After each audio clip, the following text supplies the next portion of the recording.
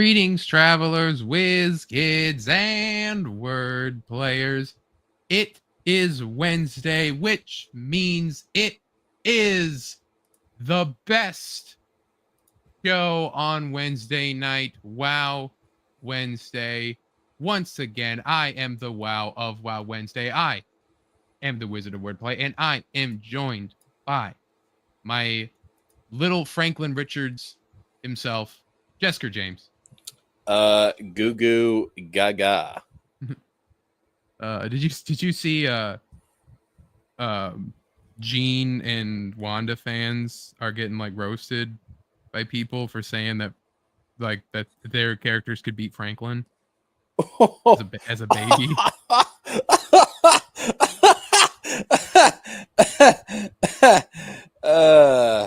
No. Like they're just like baby Franklin. They're like he's just a baby, and then it's like people drawing like them all like you've seen that one of like Goku and them all tired. It's like he's just a man, what the fuck, or whatever. It's like he's just a guy, but it's just like he's just a baby, what the fuck, and it's just like little baby Franklin. Yeah, it's Franklin fucking Richards, and his middle name is canonically fucking, by the way.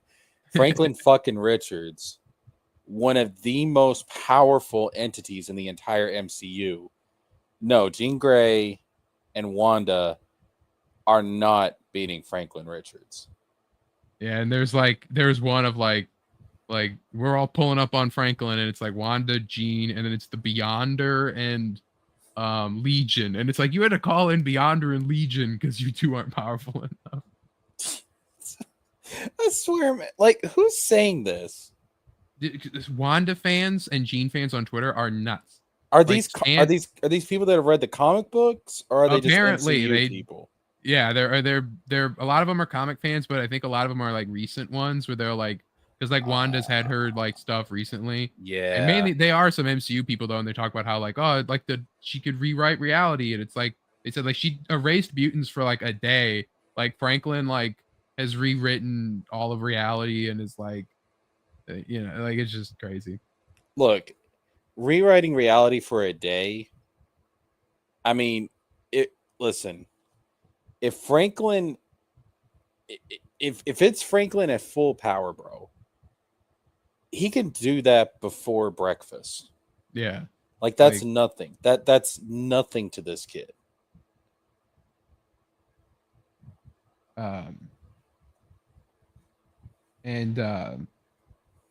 Yeah, and so but one of the memes I retweeted it that I really enjoyed was of it was basically talking about how like no one can beat Franklin, and like well no one can beat Franklin except for Sue, and it was a meme that it's like Sue when she pulls out her phone and like, hello, is this Spider-Man? Yes, my son isn't eating his vegetables and all this, and then like Franklin's freaking out like, oh my god. But it's like how she can actually just do that. Like she can just call Spider-Man and be like, yes, he's not eating his vegetables. Like yeah, man. I mean that's part of the fun of a shared universe. Yeah, and so anyway, let's say hello to the chat. Of course, Samurai Snowman. He's not going to be here. Snowman not seeing much movies these days. He is refusing to watch Superman and Fantastic Four. He's a snowman. He can't really go outside right now. It's hot as hell. Especially right now. It is high. Yeah. Tory fan. Another wizard ruining childhood. Roy we determined it's not Roy Jin. Or it is Roy Jin. It's not Roy Jean. I don't know. Roy Jin says it's Grand Roy Wizard. Jin. Yeah, Roy Jin has. It's Roy Jin, mate. Yeah, Baki. Here, of course, Swan. Cynics said we were late, even though we were scheduled for 8:05. Just because I had, I wanted to talk before the stream, but none of the people I wanted to talk to showed up. So that's fine. I mean, we had a little bit of it. Yeah, we talked. It's just not. Anyway, so Fantastic Four first steps. Spoilers, by the way. Full spoilers. In case you couldn't tell. Full spoilers. I've tried to plaster it everywhere. We're gonna spoiler it. We're gonna spoiler it, and it really good. Yeah. And we didn't get to do this for Superman.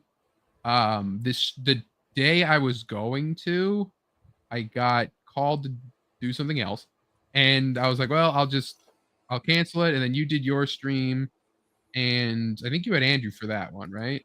Yeah, and I am going to do like a Fantastic Four review sometime this week. I Monday was a no-go. I was busy all weekend. Like I actually saw the movie Saturday. I took my nieces to Dollywood on Sunday. I was sore on Monday after all of that. And then Tuesday I had some business to attend to. So here we are tonight, but I should be free tomorrow. So I'm probably going to put out a non-spoiler review sometime tomorrow night. And then sometime over the weekend, I'll put out a spoiler review of the film. But obviously, Yeah. I'm going to be giving my thoughts here now. Yeah. And with Superman, it was like, oh, like I'll just do a video because everyone already talked about it, and Cynic hadn't watched it yet, and Snowman's not gonna watch it, and so it was like, no, we'll not bother trying to squeeze in. I was gonna do Super Saturday or something, but I had made that intro, and I was like, oh, I gotta use the intro, and then so with this one, the Fantastic Four one, I was like, I gotta make it, but basically, it was like I'm gonna go live because I had a shorter shift today at work, so it's like, oh, I can get back home in time and be ready and good, and I'll be perfect. And so that was the plan. And that's, this morning I announced it. And then, it's like, yeah, like this is, by all intents and purposes, this is a WoW Wednesday, right? It is a WoW show on Wednesday night. It's just a special, right? Yeah. We're not returning to weekly shows quite yet. Just because right now we are in a bit of a drought as far as news goes. There's some I want to talk about, but it's hard to kind of think about like, back when I was streaming regularly, it's like some of these topics that we're talking about, no one really cares about but me. But, so that's why I might do more of those video things that I was doing with Superman. I might just do that, just sit down by myself and rant about something. But yeah, do a mix, man. Like do live and do videos. We do got to do a Thor's Day because there's a lot of Thor stuff, a lot of comics to go over. And I might have a show in mind as well where I might go at a guy. I'm not sure. I mean, it's been a while. I'm a bit out of practice with, detracting as it were, but I don't know. I have to see where the dust falls. Putting your big boy pants on. I don't know. Like John Wick, I'm gonna hammer the floor. I'm gonna find the, the whatever he digs out on, whether it's guns or whatever. But what'd they do to your dog, man? I don't know, but anyway, so Fantastic Four first step. I don't want to say my expectations were low for this, but it's an MCU movie. So it's like after Love and Thunder, I was just so like, it was just like, it can't be done. Like I can't be hurt again. Right. And so I backed away, I was away from it all until technically, well, I think Deadpool 3 came out before What If season 3, but I did watch What If season 3. I covered that on the show, but no, it's Deadpool and Wolverine, but I don't consider that really an MCU movie. It's a Fox movie. It is a Deadpool 3 third movie to the other two, right? A little bit different. I can go with that argument. Like as far as like creatively and like what it is that it means for the franchise. And so really, it was Thunderbolts, and Thunderbolts I went to see because I was hearing it was really, really good, and I was like, hey, movie theaters right next to me here. I'll just go over there. And so then and Thunderbolts, I enjoyed, and I think I liked this more than Thunderbolts, I will say. So it's like I can't really praise it enough, but I think this is the best MCU movie since No Way Home. Yeah, I think that's a fair. I like it more than Deadpool 3 is good, but Deadpool 3 is a cameo fest, so you kind of got to give it some slack, like anti-slack. Do I think my mom could beat Franklin Richards? No. Ruby not even close. Ruby, did you watch the movie? I'll throw the link around here. I don't know if he has or not, but I would say so. Deadpool and Wolverine, yeah, I guess you can make an argument for that, but to me, Deadpool and Wolverine. How can I put this? The action and the comedy is more pronounced in that movie. No, but I don't care about spoiler. Get out of here, Ruby. You don't get No, the action and the comedy is more pronounced in that movie, whereas I feel like the heart is more pronounced in No Way Home and Fantastic Four. And I place greater value on that. So yeah, I would say Fantastic Four is probably the best MCU movie since No Way Home. Like, I cried, man. I cried in this. There's a scene at the end. I cried in this movie. I also cried in No Way Home. So with No Way Home, I cried when you had all three Spider-Men on the rooftop and they were going into the whole "with great power comes great responsibility" speech and everything. Like, I cried because I was like, oh my God, they get the fucking character. They understand what makes Spider-Man Spider-Man. I was like, this is beautiful. So, yeah. Yeah, I'll save my thoughts on the ending for when we get to that. Yeah, I don't know if I like this more than Spider-Man, because like I don't want to judge it. Like I said, it's a cameo fest, even though it's not. But like it's a culmination, right? It's a third movie. It's a culmination of many different things, many years of story. Oh, I'm not saying I like it more than No Way Home. No, I'm saying that's like you can't compare the two, right? I mean, no, man, I sent Ruby the link. You drunk? They're both MCU films, so I know. I'm just like, I would compare this more to a Guardians, a Thunderbolts, Avengers, maybe even. But even that, if we're talking, if we're measuring it, you know, this is on it. Like, if you would have put this after Endgame, you would have been like, you would have had some gold. You would have been like, wow. Oh, bro, if you would have put this after Endgame, the trajectory for the MCU that we've been on probably would have been totally different. Yeah, but we have some tweets and stuff from Feige we'll go over later, but once we get the basic thoughts. But no, so this movie, like, I love the retro aesthetic that they had for this universe, and we're apparently going to see more of it in Doomsday too. Like, that's really cool. I want to live in this world. Like, if they wanted to just make this the MCU going forward, like, imagine the fucking Spider-Man in the 60s fucking Spider-Man that this world has, with like some classic ass Scorpion and shit. The thing about it though is that it wasn't just like 1960s. It was like 1960s retro futurist. Like, yeah, like it had a 1960s vibe, but there was also some modern technology in there as well. Yeah. And it was kind of a interesting blend of the two. And the way I interpret it is that after the Fantastic Four got their powers and everything, and they actually became the Fantastic Four, obviously they became like beloved, like the whole world loves them and everything. And Reed is like one of the smartest minds in all of comics. And so I imagine like this world is probably the result of a lot of his inventions. Yeah, it's basically there is like a prequel comic that goes over a lot of it too, and it's basically that's the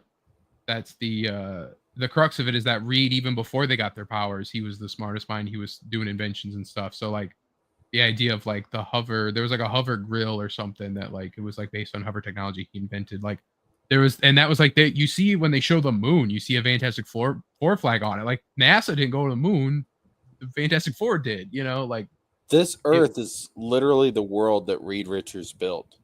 Yeah. So that's more or less the idea, is that like, and we see like what will most likely be the Tony Stark of this world, more or less, is Dr. Doom, right? So it's a different kind of thing. And which I guess we can go ahead and jump into this, but I don't know if it's the United Nations or not, but it's like an organization similar to that. Yeah, there's the Future Foundation. Yeah, so from what I got out of the movie, essentially world peace has been established. on this Basically, yeah, earth. like they Yeah. they dismantled every country but one. Basically, agreed to take away all their nuclear arms. Right. Because of Sue's motherly energy. Which again, this is another reason I would love to live in this world, because looks like the human race actually got its act together. Well, that's what I asked nice. you. Remember, I asked you like, how'd you feel about your globalist utopia? Oh, dude, it's beautiful. I was like, yeah, this is what I want in real life. Let's go, man. I am a sucker for movies where like the world comes together. Like I love The Martian for that way too. Where the fuck is our Reed Richards? Where's our Fantastic Four? They say some people would say our Reed Richards was Elon Musk, but then he went and said he's our Dr. Doom. Yeah. Who would it be? It can't be Zuckerberg. No, it's not Bill Gates. Our Reed Richards has not been born yet. Our Reed Richards not been born yet. Yeah, he's coming down the line. We'll get a Reed Richards one day, but he's not here yet. I guess we can just go ahead and jump into this, but the fact that Ruby, if you haven't seen the movie, I mean, like, sure you can come on, but so the Future Foundation, every nation is there except for one, and of course that is Latveria. Yeah, and the representative for Latveria would, of course, be Victor Von Doom. So this confirms that the Doctor Doom that we're seeing in the MCU is not from the mainline MCU universe. It's not even from some other universe. It is the Doctor Doom from this particular universe. Yes, there's some wiggle room. I was watching a video about that. There's some wiggle room where the Doctor Doom spoilers that we see in the after credit scene, that will most likely be the Robert Downey Jr. Doctor Doom, could not be the Doctor Doom from this universe. He's from a different one, but that's entire speculation. And basically, the idea of that is if they want to have the true Doctor Doom, who's not Robert Downey Jr., who's going to be a different actor, who's everything, the Romani, the magic, all that stuff. Because it's in the 60s universe, he's going to have the classic suit, right? They want all that. He's the one that we don't see in this movie whose presence is felt, because we know he's going to hate Richards and all that stuff. There's also the theory that Doctor Doom, as we know, has not yet been established because Reed never mentions him once as like a threat. So it's like you would think if that Doctor Doom is well known as the Four's greatest villain, he would have been like, because he brings up literally every other villain. He names the Wizard, he names the Puppet Master, right? He names can't remember who else. Names like two others. Red Ghost is referenced. You know, it's like if he brings every other villain, never mentions Doom once. Well, it may be that like Victor just hasn't become Doom yet. That's possible. I think, like, I get the feeling like because here's the thing: if we were going with like the typical Reed Richards and Victor Von Doom feud, we would have heard about that in this movie. So I don't think they're going that route. Tory Fane says wizard and enemy apropos. I think the feud may be more one-sided, to where Victor is more jealous of Reed. Well, yeah, but there's also that, like, Reed is faced with an impossible problem, and the Reed Richards of any comic continuity that knows Doctor Doom would have asked him for help. That has happened. How do we know that he knows Doctor Doom? I'm saying, it's like, that's what I'm saying. It's like there's the theory that he doesn't know Doctor Doom, and that was what I was going to say, is that so that empty seat in Latveria is because there's no representative of Latveria, because Doom like is not established as the leader yet, and he's either like he killed the despot and he's just not known. Like, he basically, like, Doom is doing his own origin story in the background, in like a kind of thing. Like, that could happen. And then with the thing too with the after credit scene is that he takes his mask off. Doom would never do that. Doom would never take his mask off unless he's not scarred, right? Because, like, people wonder, like, are they gonna have Robert Downey Jr. be scarred or not? And so what would most likely happen is, like, the origin of Doom will be different, and we'll just see what happens. But, like, you know, the origin is classic, where he Reed, college roommate, right? They do an experiment together. Reed says, like, hey, you're gonna mess this up if you don't fix this. He's like, ah, fuck you, I'm cool. It's like, nah, fuck your calculations. Messes up, gives him a tiny little scratch on his face. Doom says that he's disfigured horribly forever, hates Reed Richards, goes over to like monks in Europe, has them make a whole metal suit. He doesn't wait to put he doesn't wait for the mask to cool. He just puts it on red hot and it burns itself to his face because he's already disfigured and ugly. So cool. Yo, man. So cool. Victor Von Doom is a petty bitch. He's petty. But I don't, I think the origin is going to be completely different here. I just took it to mean that Latveria is just isolated from the rest of the world. Like the rest of the world has come together in peace, and Latveria is basically the black sheep of the family. Yeah, Doom is literally like, I'm not giving him my nuclear arms. I'm not going to assist Reed in this endeavor. Like, so the way that the after credit scene of, I don't know if you haven't not seen Thunderbolts, right? No, I have not. But have you seen like the after credit scene? Like just watched it on like YouTube or something? No, I have not. Okay, well, spoilers for the after credit scene of Thunderbolts. But it basically ends with them getting a broadcast of like like interdimensional ship entering atmosphere. And you see what appears to be what will now be the Excelsior 2 flying in, and then it zooms in, it turns, you see the 4, right? And it's like, so they're coming over to 616, quote unquote, right?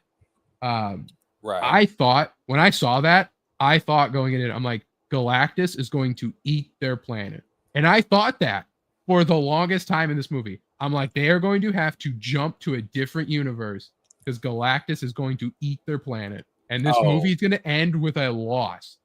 And I was just like, that is what's going to happen, right? So I had that in the back of my mind. I'm like, what if this happened, right?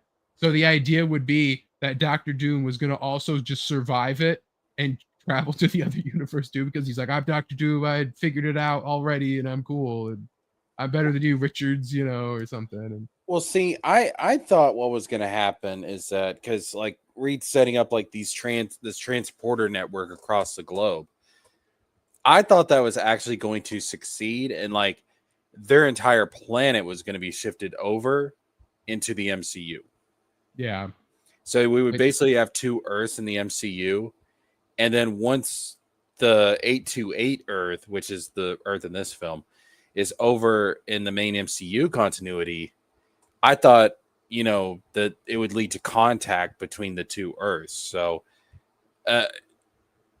but I thought that like as I was watching the movies, like I hadn't seen Thunderbolt, so I didn't know about all that. But I was like, oh, like yeah, of course he's gonna he thinks he's transporting to a different part of this universe, but Reed's gonna like make some kind of miscalculation or something, and it's gonna cause them to transport to an entirely different universe, and it's gonna be the main MCU. I was like, that's what's gonna happen, but that didn't happen.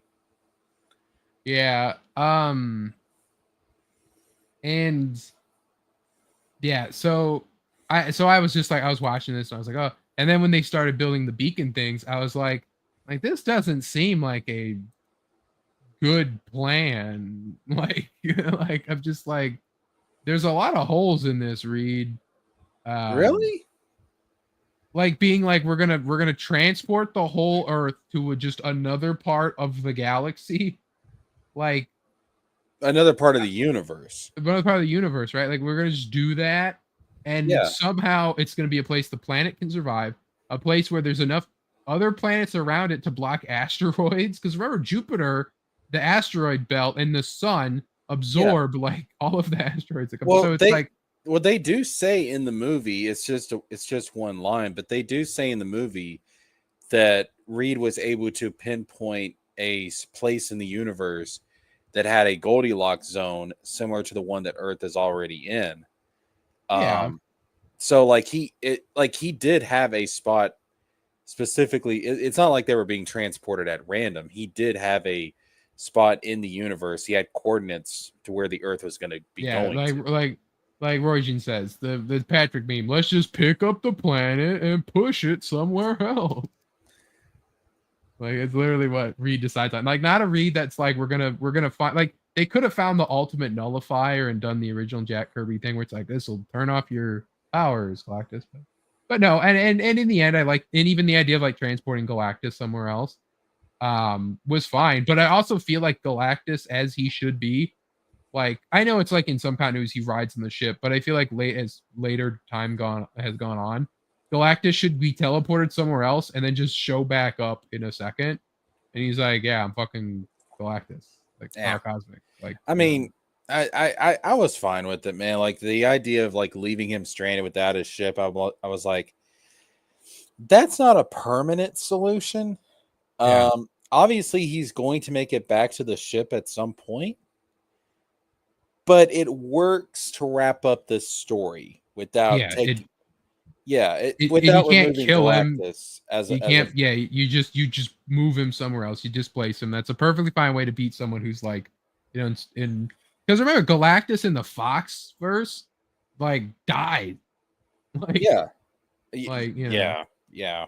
But I Galactus. And also I think this is honestly, I honestly think, well, no, a Tory fan, like, no, they do say in the movie, Reed did have coordinates for a Goldilocks zone. So this is, I will say, this might be being like, Reed, I don't know if that's a good plan. If this was something that Stan Lee would have 100% wrote, or Jack Kirby, 100%, they would have been like, but I told my brother this. I said that plot would have been used, but it would be like a 1 second displacement or something. Like, it was like, we're gonna take away the Earth and we're gonna put it back in like a second, and then it'll be like Galactus is gonna be sent somewhere. You know, it'd be like it's gonna blip away for a second. It'd be like some like crazy feat that's like just hand waved away of like, yeah, we just did that with technology. But then like they look at it back and they're like, that was like crazy that he even did that. Like, you know, I was here for it, man, because, and this is something in many ways, like this movie and Superman are very similar, but they're very comic booky. Yeah. Like they throw out like the whole grounded, realistic superhero thing that we've seen for a long time. They just said, no, fuck it. We're going full blown comics. Let's have fun. Like, I remember before, I loved it. Aesthetic wise, before the movies even came out, it was called "We're entering the Silver Age of superhero movies," and I wish I wish that we were, but we're not. Like, I loved it, man. But I will say, like, look at him. Like, I got Sue on you know, I got Sue's hand on me, and I'm like, I'm the leader of the Fantastic Four right now. Look at that. It's cool. So what? I got you're just next to him. I told you, you're Franklin. Goo goo gaga. I did like that the way that they handled Galactus, because in a way it's a more ethical way to handle Galactus when you think about it, because since he's on the edge of the universe, stranded without his ship, and since it is established in the movie, like his ship is what he uses to eat planets. Yeah. Even if he tries to make it back to his ship, without that ship, he can't destroy any planets along the way. Yeah. So he can't just get down and start biting one. Yeah. So they've taken away his ability to eat other planets, which means they have probably saved countless worlds by abandoning him at the edge of the universe. Yeah. So it's more ethical too, to be honest. So yeah, we were talking before the stream about Pedro as Reed.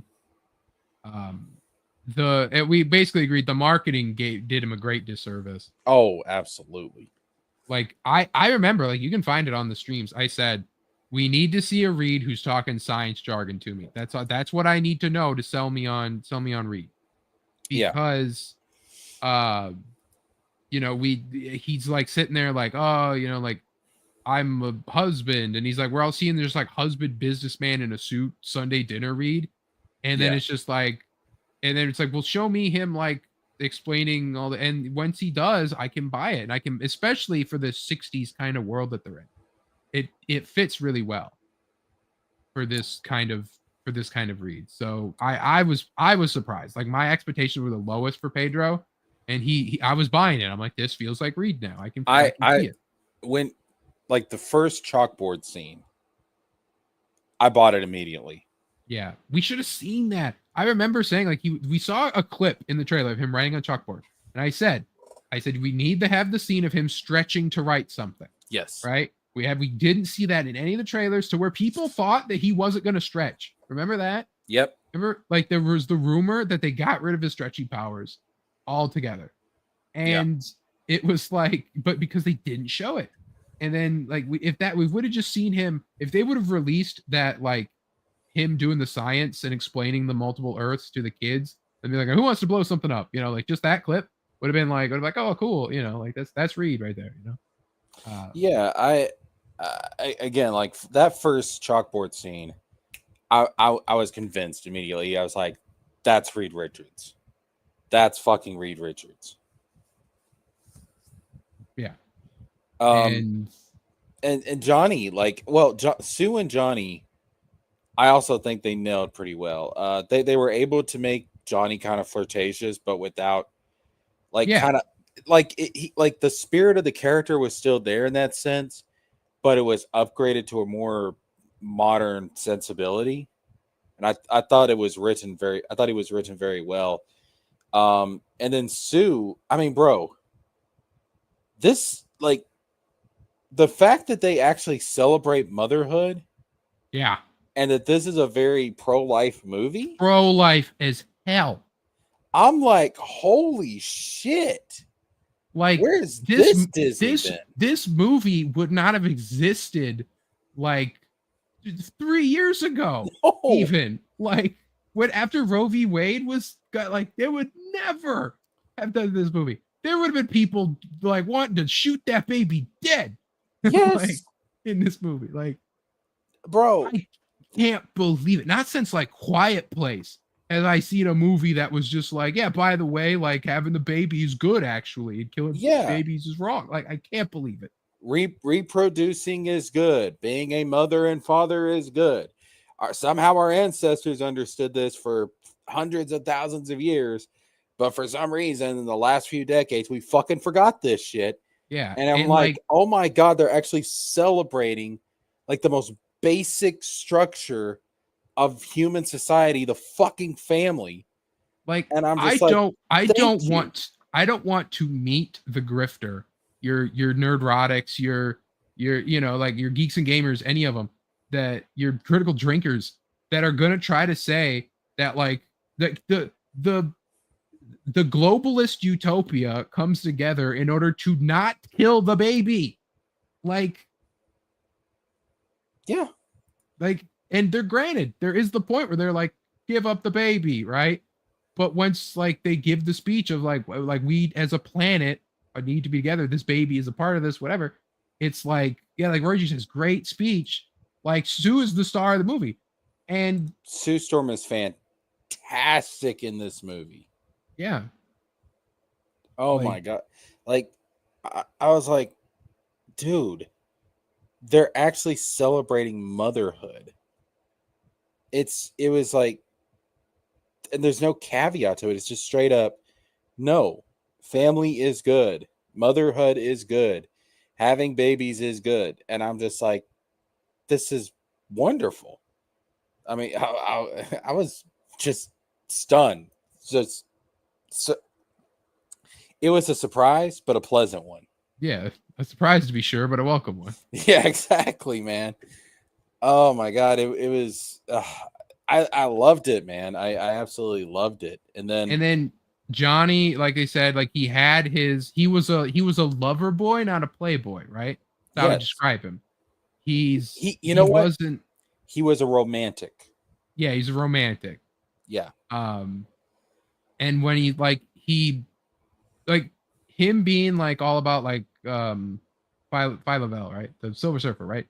Like him being all about her, but not in like a overly done kind of like creepy way where it'd be like it'd be one note. He dedicates himself to learning her language and to pass this message. Like, he does a Reed Richards type thing because Reed is too busy, but he does it in a Johnny way. He like grinds for it. He doesn't just like do it in 2 seconds like Reed would have.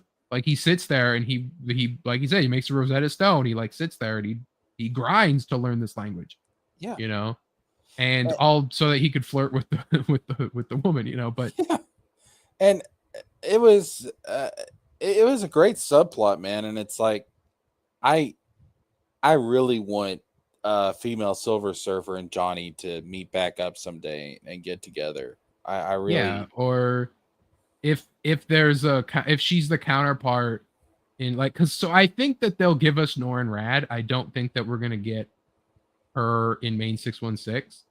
They could get both of them, but like I don't know if this, I don't know where, we'll talk about it later, but I don't know where the MCU is gonna go after Secret Wars as regards to this and the and everything. I think we're gonna get just a reboot of the universe. I know, but I'm saying like how would they, like, you can't cast this whole cast and then bro, dump them dump them after Secret Wars, you know? Well, no, but what I think they might do is that they're going, like, in this rebooted universe, they could mix and match.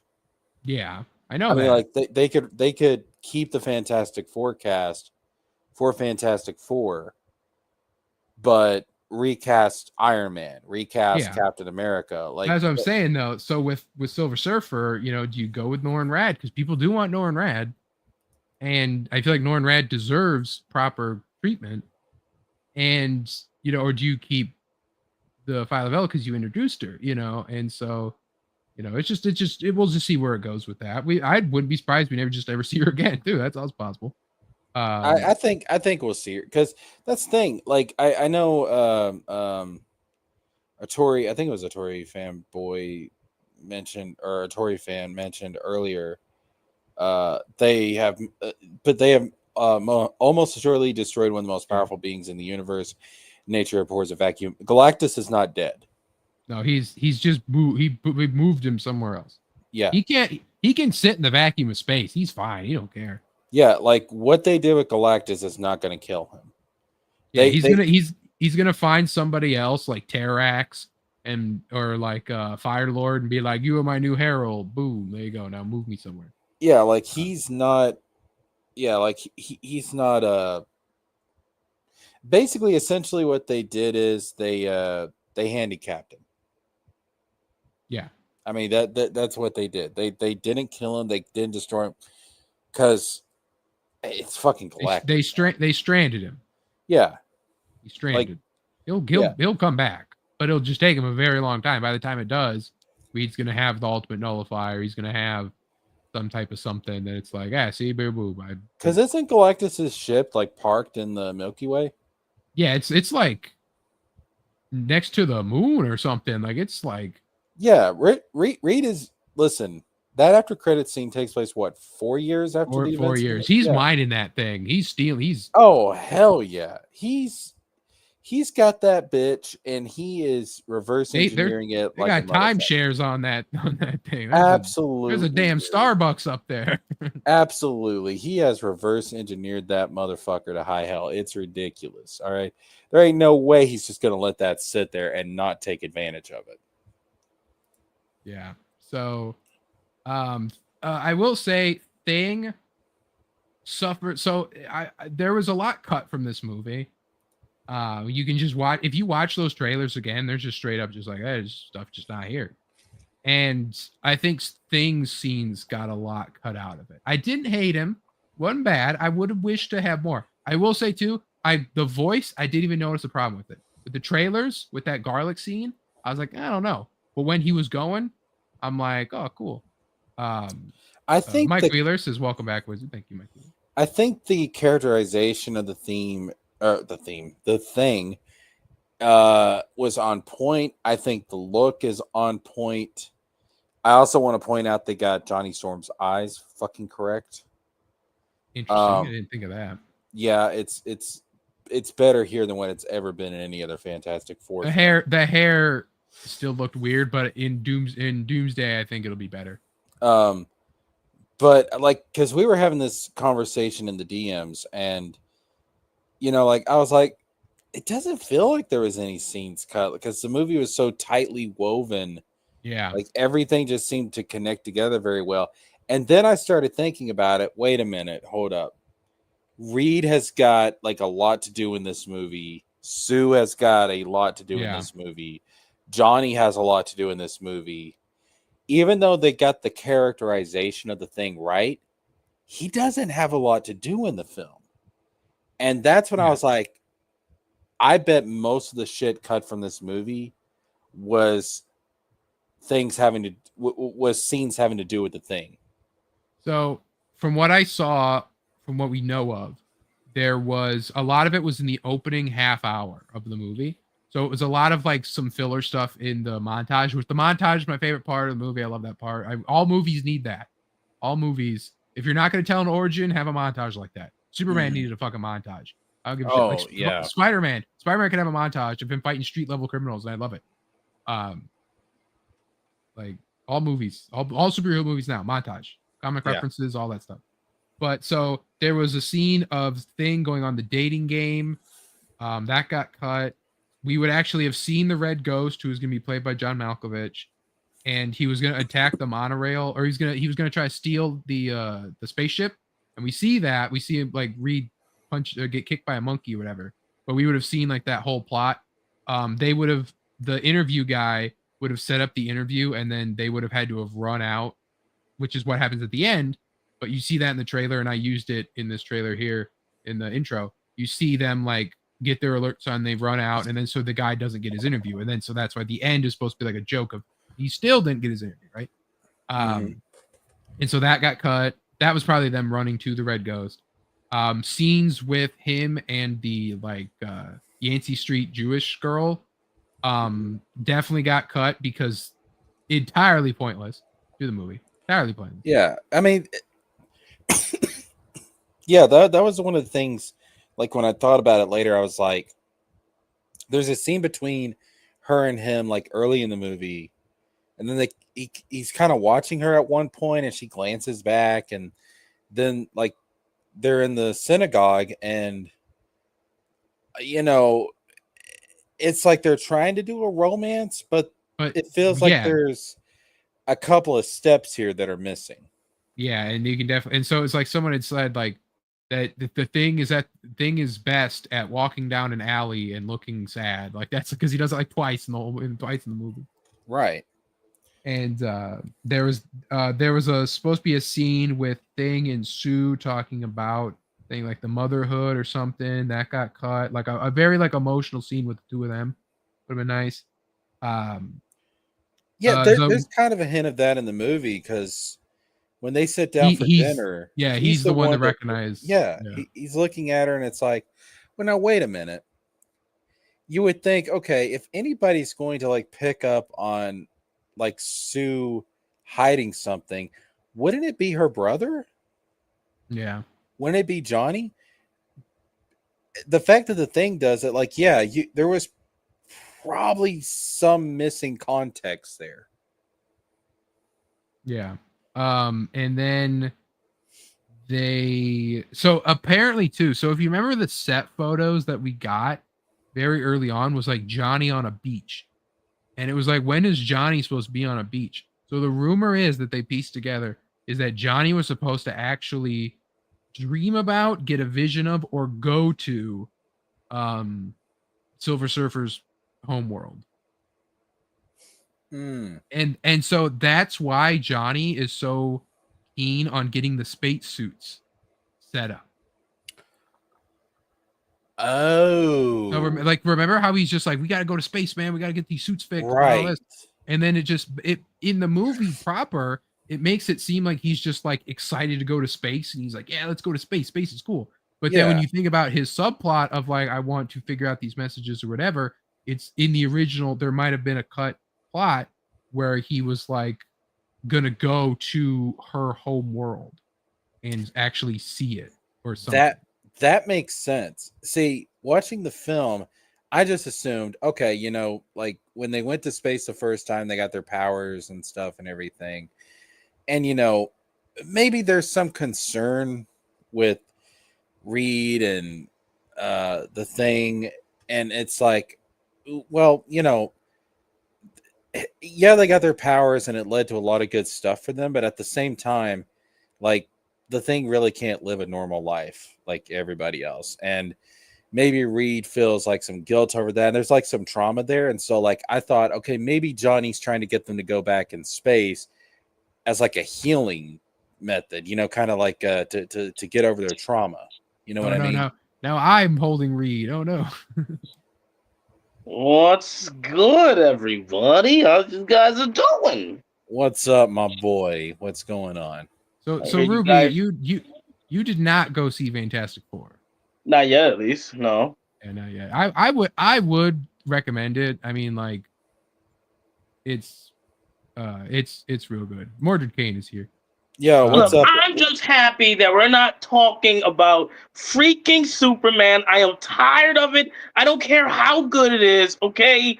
But hearing that the Fantastic Four is actually pretty fucking good, and that Johnny Storm isn't a gay guy in this movie, I'm happy. Now I can go see it and give Marvel my money and to appreciate the fact that they gave us a comic book accurate Galactus. Hello, Vivek. Somebody's got a huge Superman bias against the dude. I mean, it's ridiculous. Just call it for what it is. Hi, Mordred Kane. What's up? What's up, my clone? Stop talking to yourself. So that was one of the things that was possibly cut, and I'll say too, we'll move to then to Silver Surfer. She was good. She was good. Like she's pretty beautiful. They don't sexualize her, but she's not. The CGI on her is real good. She's got that ethereal type of beauty. You know what I mean? It's her eyes too. It's like that looks good. Yeah. I like the way that her hair is done because it looks solid, but then also it has movement too in some parts. Like a liquid metal. Yeah. Not terribly, but just like you can see it where there's form to it, but it's not just like a solid like mass of chrome. Like the makeup and effects on her is pretty good. Mm-hmm. Yeah, I just want to know how bangable she is. That's all I really want to know. Ruby, you want to fuck a bat? Yeah, I also want to fuck a silver alien babe. Anything in this universe, anything in this universe would be fuckable to you. Not anything. I wouldn't fuck a Superman. Would you fuck Herbie? Wait, what? The robot in Fantastic Robot in the bottom part of the screen. I mean, I don't know. It doesn't have big enough boobs, so I don't think so. Oh my God, no. You got Reed Richards, you got to put the boobs on the robot. Oh my God, Ruby be going to Pound Town on Herbie and be like, listen, from now on, your name is Wally. No, it'd be like, listen, this stays between me and you, okay? I need you to delete your data banks. Delete your data banks now, right after this.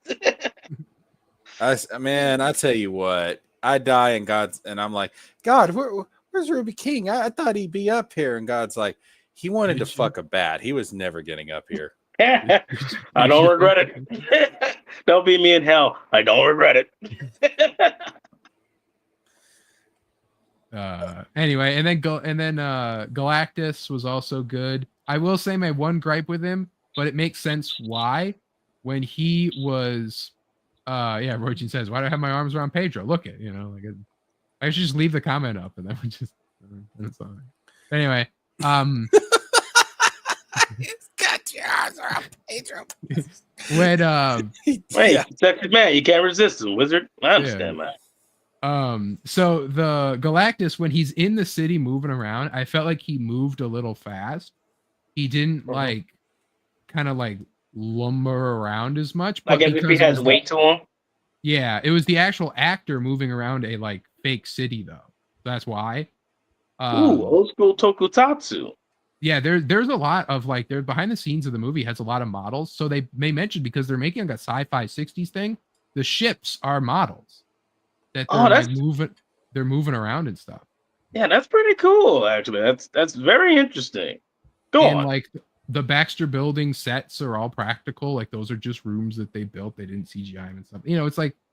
It's there's some practical effects in this. Herbie is all practical. Is he? Herbie's a puppet. He is fuckable. Okay. Yeah, you can see Herbie. They took Herbie on the press tour and they were driving him around and he was saying hi to people and stuff. Huh. Would I go to jail if I pay Herbie a visit. I don't know. It's sole property of the Disney I mean, not right now, but those laws are coming, Ruby. Well, yeah. Well, I better act before they pass. those anti-clanker laws. Yeah, it's coming. Trust they can't stop true love. Yeah, they can. You can't stop me, Disney Corp. I'm in love with the Herbie bot. Now you see, I may just be average, Southern judge, but I'll tell you right now, Mr. Ruby King, I am going to bring down this mallet, and I'm putting an end to your quote unquote true love. You're just doing this too because I'm black. All right. Black man can love a machine when he wants. Okay? The South has moved beyond its racial bigotry. Now we just have robotic bigotry. The clankers. The hard R. Anyway. Damn clankers. Clankers! I'm a clanker lover, as they say. What's up, my clanker? I love that. I love that. Like, have you seen that clankers become like now just full Twitter jargon against AI and stuff? Really? Wait, really? Are you serious? Yeah, and so people were using clanker unironically, and being like, where did clanker even come from? So it was a Jar Jar Binks. Like, bro. I mean, I guess it makes sense, but it's like, I don't know. When I think clanker, I actually think like, Herbie, an actual physical robot, not the software, essentially, right? Well, it's basically because like we're getting more of these robots that are walking around and stuff, so they're just being like, these clankers are gonna take our jobs, Oh, God damn it! Well, I'm for it. Let's call them clankers, man. Man, I welcome our new robot overlords. You welcome alien overlords. In Deadpool 3, could Pyro have done his fire trick on Johnny? I've thought about that since I basically saw it. I'm not sure. Like it makes sense, but like I feel like Johnny's fire couldn't be sapped away because he would just make more because he had a regular supply of oxygen, I don't know. In Deadpool 3, Pyro doing that to Johnny was bad. I didn't like it. I thought it was dumb. I don't know why he couldn't though. I mean, yeah, exactly, right? The thing is that like the Johnny Storm and Wolverine and Deadpool got his powers the same way that this Johnny did from cosmic rays. So the origin is the same. The powers should theoretically be. Well, I think Tori Fan's asking. I think Tori Fan's asking just like in general, like doing it to Chris Evans' Johnny, right? Like just like in that scene particular in that movie, like does it work that way? And I think like too, it unless there's some weird comic thing, it would be like, well, it's actually cosmic fire, so it's not the same. I don't know, but I don't know. I feel because Pyro whole gimmick is that he doesn't produce his own fire; he manipulates it. Whereas Johnny, he produces his own fire. So even if he can manipulate Johnny's fire, I feel like Johnny can still continue producing more fire. As long as he has oxygen. I was about to say, does Johnny have a limit on the fire he can produce? I don't think so. Like, especially not an older seasoned Johnny like Chris Evans. Is Deadpool 3 Johnny is. He's seasoned. It was just a way to, just to get Johnny Storm out of the fucking movie. And to have him get killed by the main villain of that movie. Yeah. That's all it was for. Good movie, by the way. Yeah. I love Deadpool 3. I thought it was great. That was like kind of like it's crazy. It's crazy to think that like that kind of got me back into the MCU and then like having to go see Thunderbolts and then this. Like the only one I didn't watch of the superhero movies this year was Captain America. That was the only one I didn't go see. And but otherwise I saw it 4 times. I've seen that before. That's fucking crazy, bro. I still dude, to this day that blows my mind because I mean I wanted to go see it as well. I didn't think it was a terrible movie. I didn't think it was one of Marvel's best, but came out I was like it's all right. But to go see it 4 fucking times? Yeah, fucking crazy, right? I'd see this movie 4 times, I'll be honest. I mean, you kind of have to. It's in the title of the movie, right? I've never seen any movie 4 times in theaters. At most I've seen a movie twice, and like it takes a special movie for me to see it twice. Now, I would go see I think I would see Superman, and I would see this movie again if I really wanted to. I did see Force Awakens twice. I did see Revenge of the Sith twice. I did see The Dark Knight twice, and I also saw the last Harry Potter movie twice. So I've seen Godzilla 2014 4 times in theaters. Actually, I think I've seen it more than 4 times. Kind of a lame one to go see, though.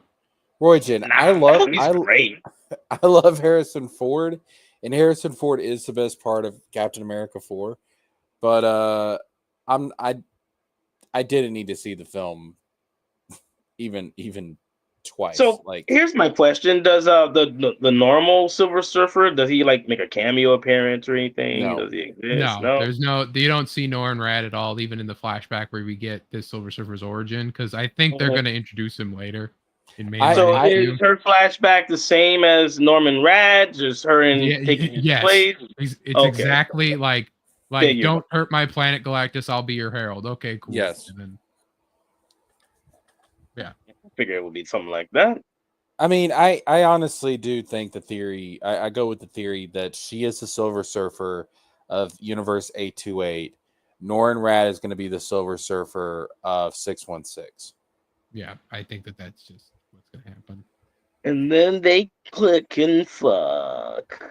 Yeah. No, I want her to end up with Johnny. Well, that was the other thing too, is if that, and so people would probably say, you would hear that and go like, well, if she has the same origin as Norrin, why not make her Norrin? And I think that's because of the plot they did with Johnny, that it's like he needs something to do. If it wasn't for this plot, Johnny would be nothing. He would have nothing to do in this movie. Yeah. And this gave him something to do, and it led him to actually help and solve the problem, really. His actions lead to the survival of the Earth. Her existence as being the female Silver Surfer adds a shit ton to Johnny Storm in this movie. Yeah. Mm-hmm. She is necessary. She is necessary to make him a big player in the film. So what? It's like a romantic thing between the two? Oh yeah. Yeah. There's a bit of a one-sided kind of infatuation. Well, it's one-sided throughout most of the film, but at the end there, Yeah, but so anyway, so then starting to catch feelings. If it would have been Norrin, we would have got a retread of the second Fantastic Four movies plot, where it would have been like Sue convincing Norrin that's like, oh, doing this is stupid, And it's like we saw that already, right? So I did like that it was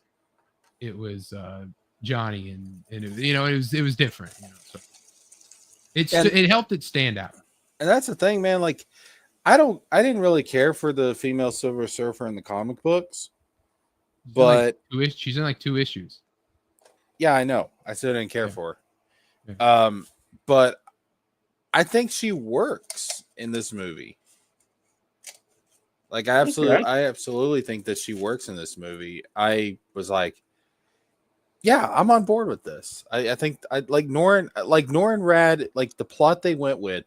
Norrin Rad would not fit with this. I don't think.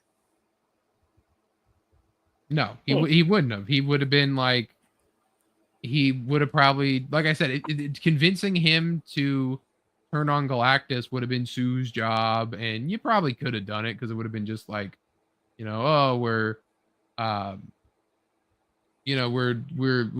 like you can't do this, Silver Surfer, right? It's bad that you're doing this. But like I said, we saw that already. And so I'm just glad that they did work. Swan, I don't have a command thing because my thing pops up automatically. Tori is asking, does female Silver Surfer and Norrin Rad exist simultaneously with the full power cosmic? They're not. I assume that Norrin Rad in this universe does not exist. So if Norrin does exist, we just don't see him. But so how it would work is because Silver Surfer has always existed, and Galactus has had different heralds, like Terrax and Firelord and Nova, and and so he would just be like, yeah, you have Power Cosmic 2 now, right? And you're my herald, and then that would be the end of it. And then they they would do that, and then so with like in this kind of thing, it was like, well, you could have 2 Silver Surfers.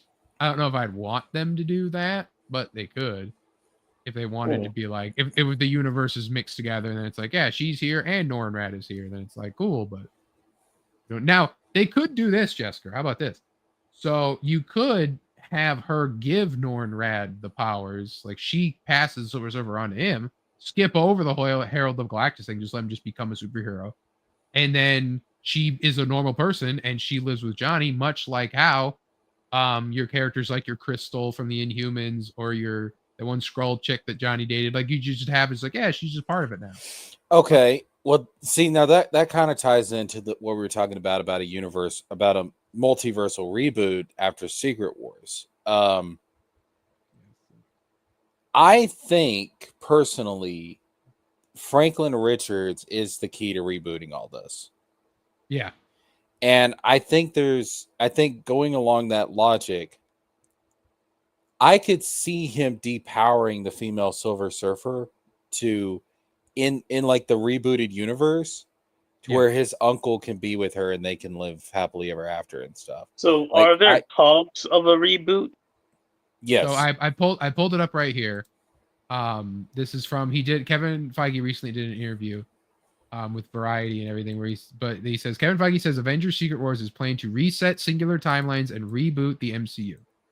Yeah. And in that same vein, there was an article where he talked about how straight up confirming that many of the Avengers and characters will be recast, including Captain America and Iron Man. Yeah. Again, like this. Kevin Feige says Marvel eventually recast their core cast, such as Iron Man and Captain America. I've brought this up before, but I think Kevin Feige has always wanted it to where everything Marvel is all part of the universe from the get-go.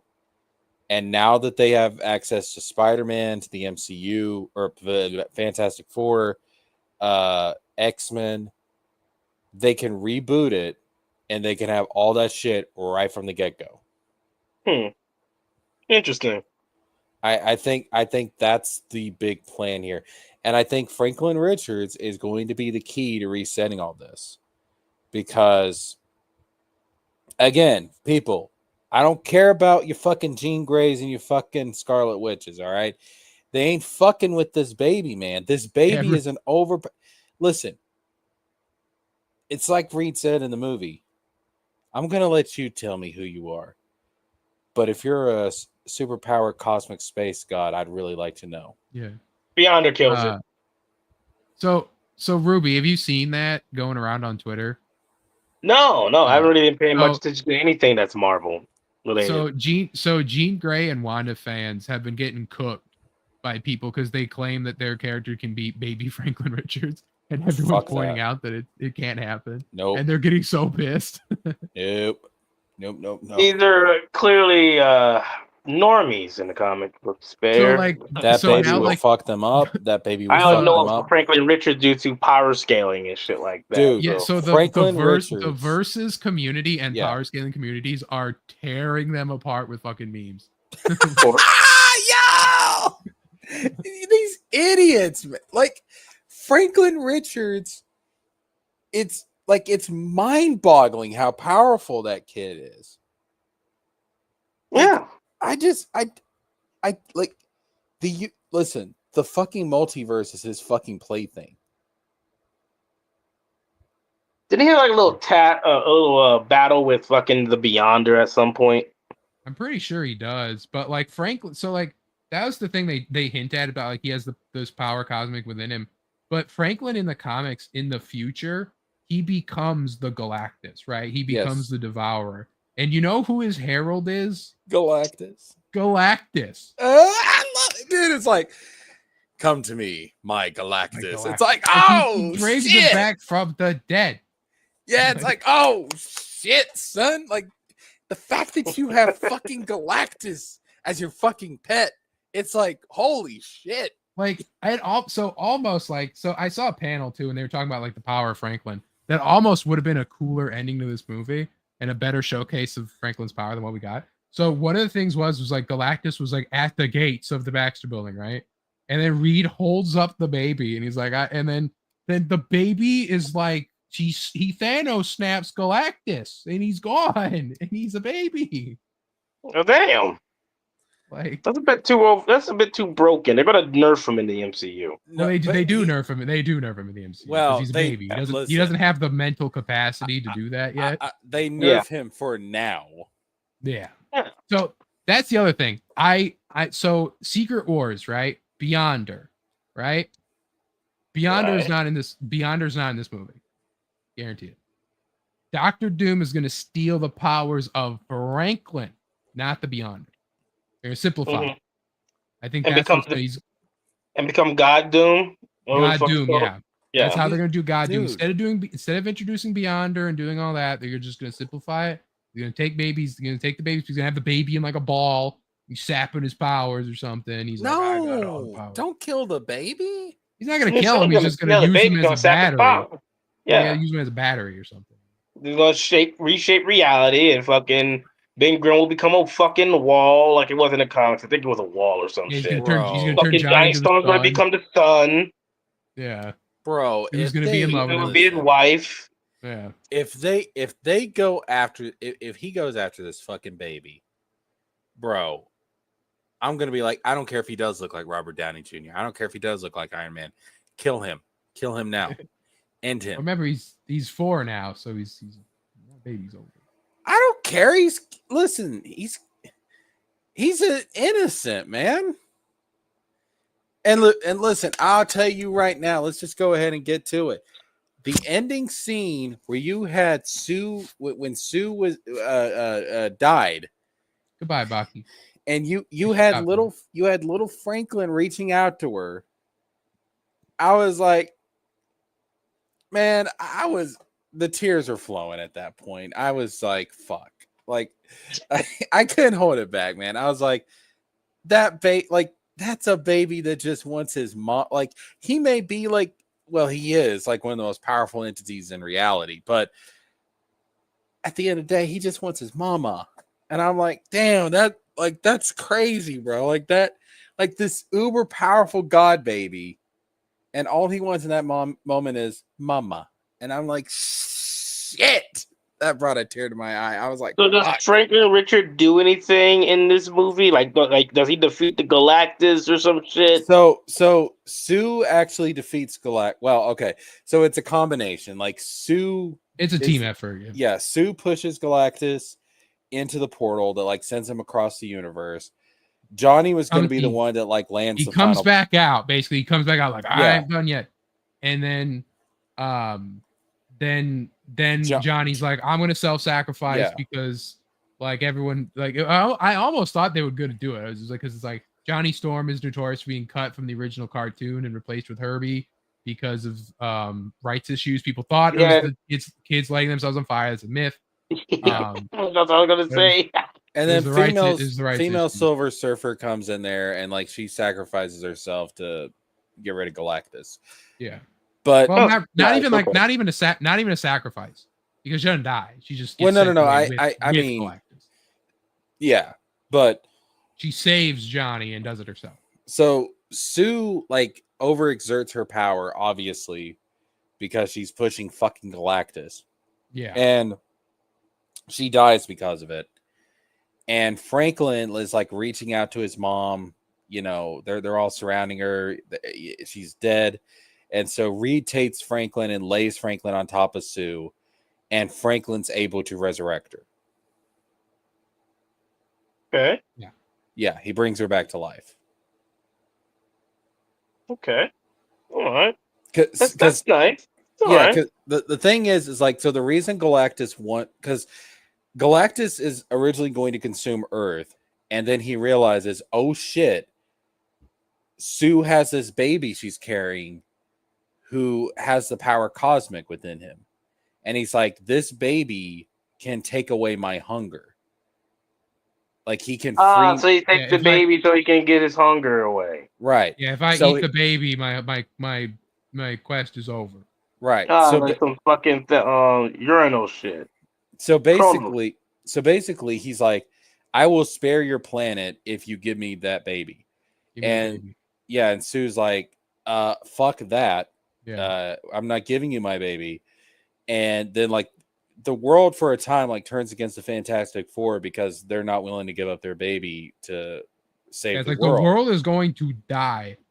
Right. Because of your like they're calling them selfish. It's like, this is your baby, and they're celebrities. Like the montage shows, like they're celebrities. People are betting the odds against this baby, and they're basically like this world's Avengers, pretty much. Yeah, makes sense. Yeah. And so she comes out and she gives this amazing speech, and she's like, listen, this baby is our family. You're also our family. We're all fucking family. And family works together. Family sticks together. And that unites the world to try and set up like this transportation network across the whole planet to transport the entire planet to a different location in the universe.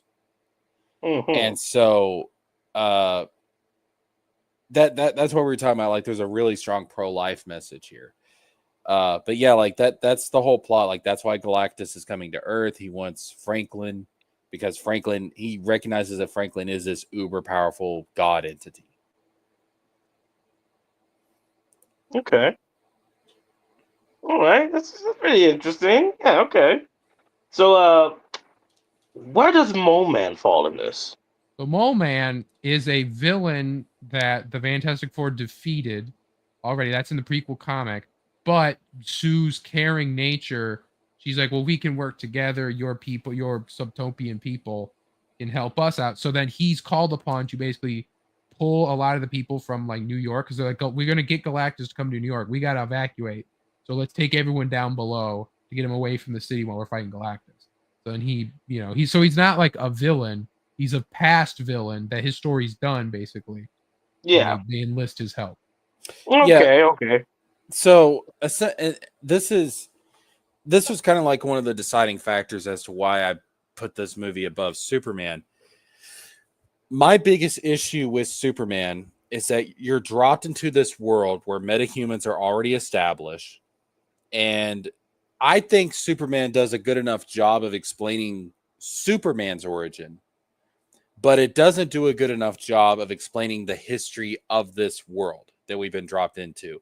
And so you're kind of left, there's like some gaps there that don't really line up perfectly.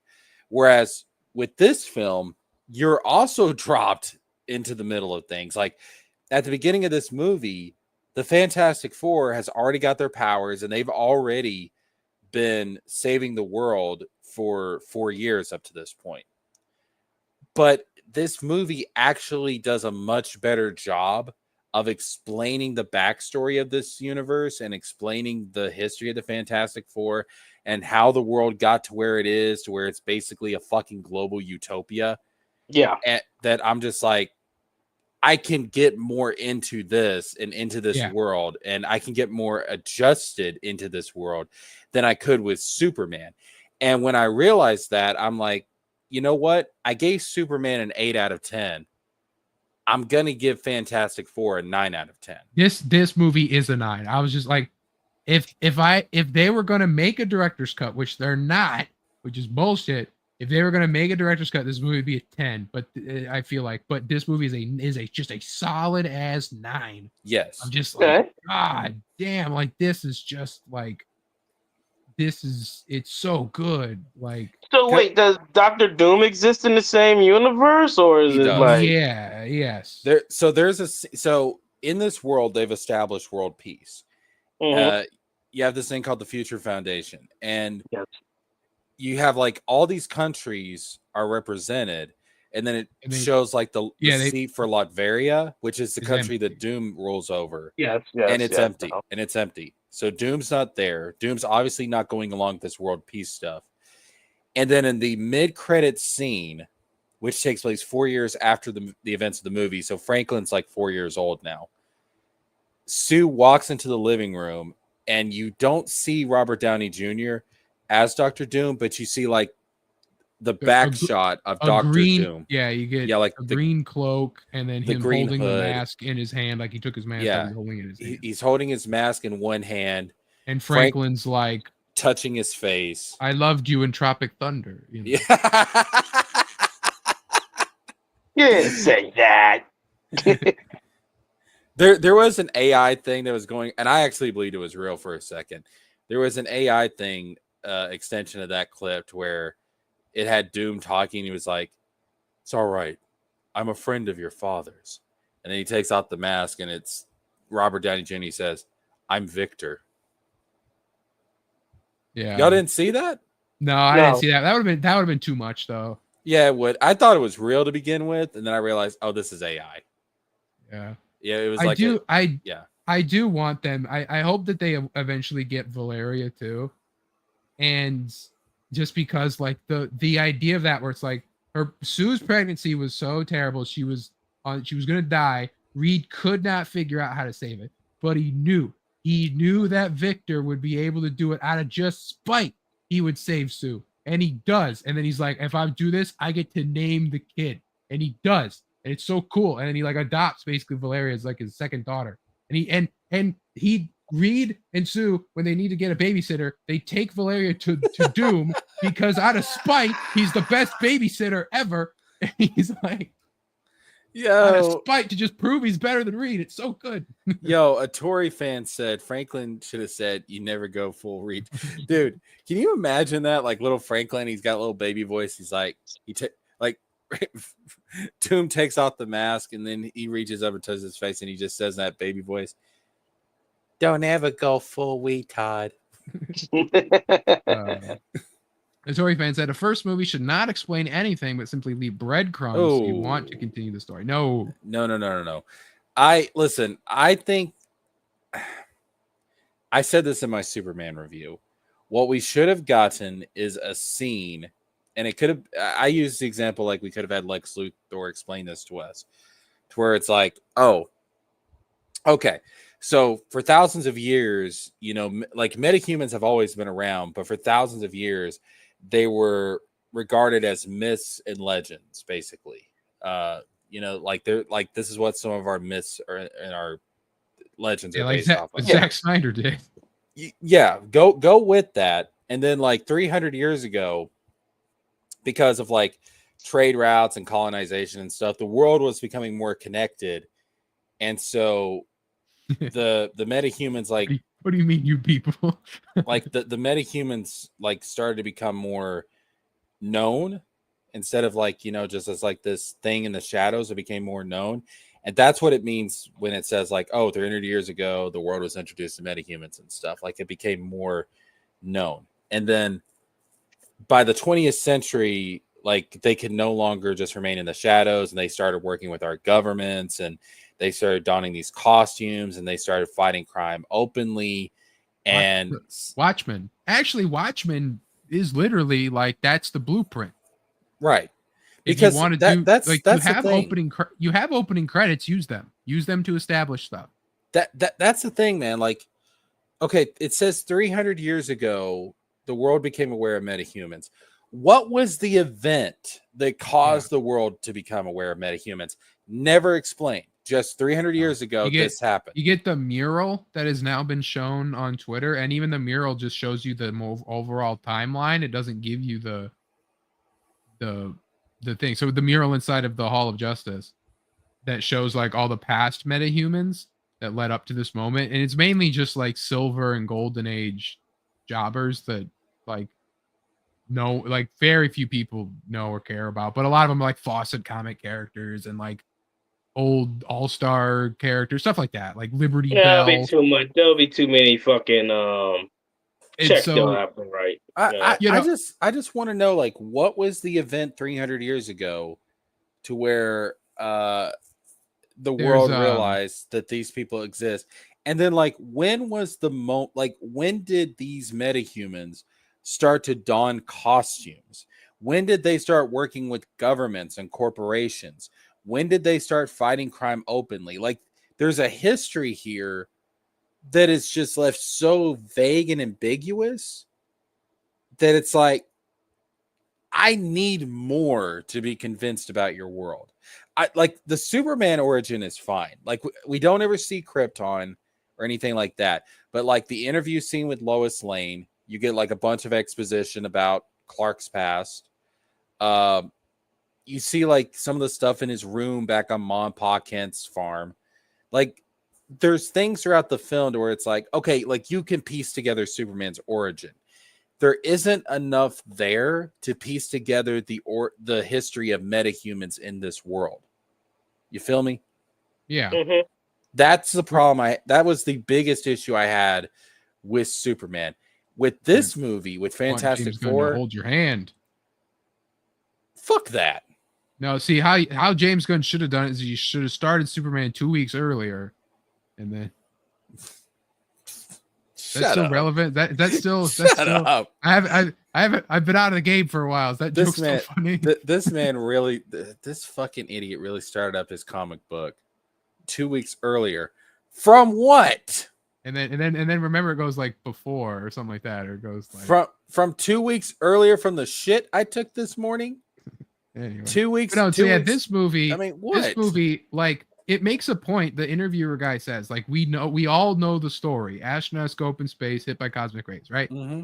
Like, because the Fantastic Four for a time were so mainstream that it was just like the known thing, and then they got removed from time, basically. Right, because they're the first family of comics. Yeah, and so like but it was still like, if this was your first time going through it, it's just like, yeah, astronauts hit with cosmic rays, and then they get the powers. You know, like, it's very easy to just kind of get into. I was thinking about this too.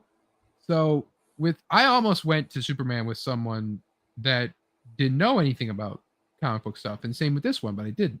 But I was thinking about this. I was like, Superman is not a good first Superman movie. You almost need to have seen like Richard Donner Superman to, like, you know, like, you kind of needed to have this history with Superman in order to fully get what it is you're watching. But this again, like, Superman's history, I think, is explained well enough. I do wish we would have learned more about his relationship with Lois and how that developed. I do wish we got a little bit more about his history with Lex Luthor. But as far as like his origin, why he's doing this, his mission, where he comes from, all of that I think is explained well enough. To me, it's the larger history of the DCU universe. That's where I have the issue. Now, a Tory fan says it makes you want to see the next movie for more information. See, I disagree with that, because here's the thing. I am interested in James Gunn's universe. I want to see more. I gave the movie an 8 out of 10, for Christ's sakes. I do want to see more of this universe, but it's not because, oh, he left all these mysteries about the world and everything. No. The reason I want to see more of this is because I loved this version of Superman, and I want to see more of this version of Superman. I also want to see Supergirl, because I'm really interested on that take with the character. But it's the characters that made me want to see more of this universe, not the mysteries. I mean, I do want the mysteries explained, but the mysteries are more of a frustration than they are a reason to go back and keep watching this universe. I want to keep watching this universe because I really love this version of Superman. And with this, right, you know, we're getting this, we're getting a similar thing. Right. My sister asked me, she says, does this connect to any of the movies at all? I'm like, it doesn't, because it can't. It cannot. You don't get, there's not even a Stark, right? You don't even get like there's this universe Stark. There's not. Right. Again, like, this universe's Doctor Doom may be a twisted version of Tony Stark. We don't know, but even then, remember, this is the 60s. This isn't like a modern era set with retrofuturism. It's still the 60s. So that's just what's weird, is that it's like they still need to explain that. I still don't want them to. Like, I want them to just be like, no, Robert Downey Jr. is Dr. Doom because he's a good actor. We don't care if it's confusing. Like, just be like, all right, cool. Like, I respect that. We're like, yeah, fuck it. Like, Yeah, just you do know, that. some people won't like that. Still, they'll be like, I still need this to be explained to me. He has to be You a feed variant. me. I'm retarded.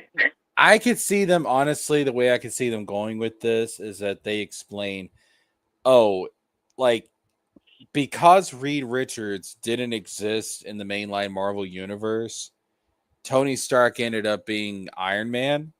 But because Reed Richards does exist in this universe, Tony Stark ended up becoming Doctor Doom.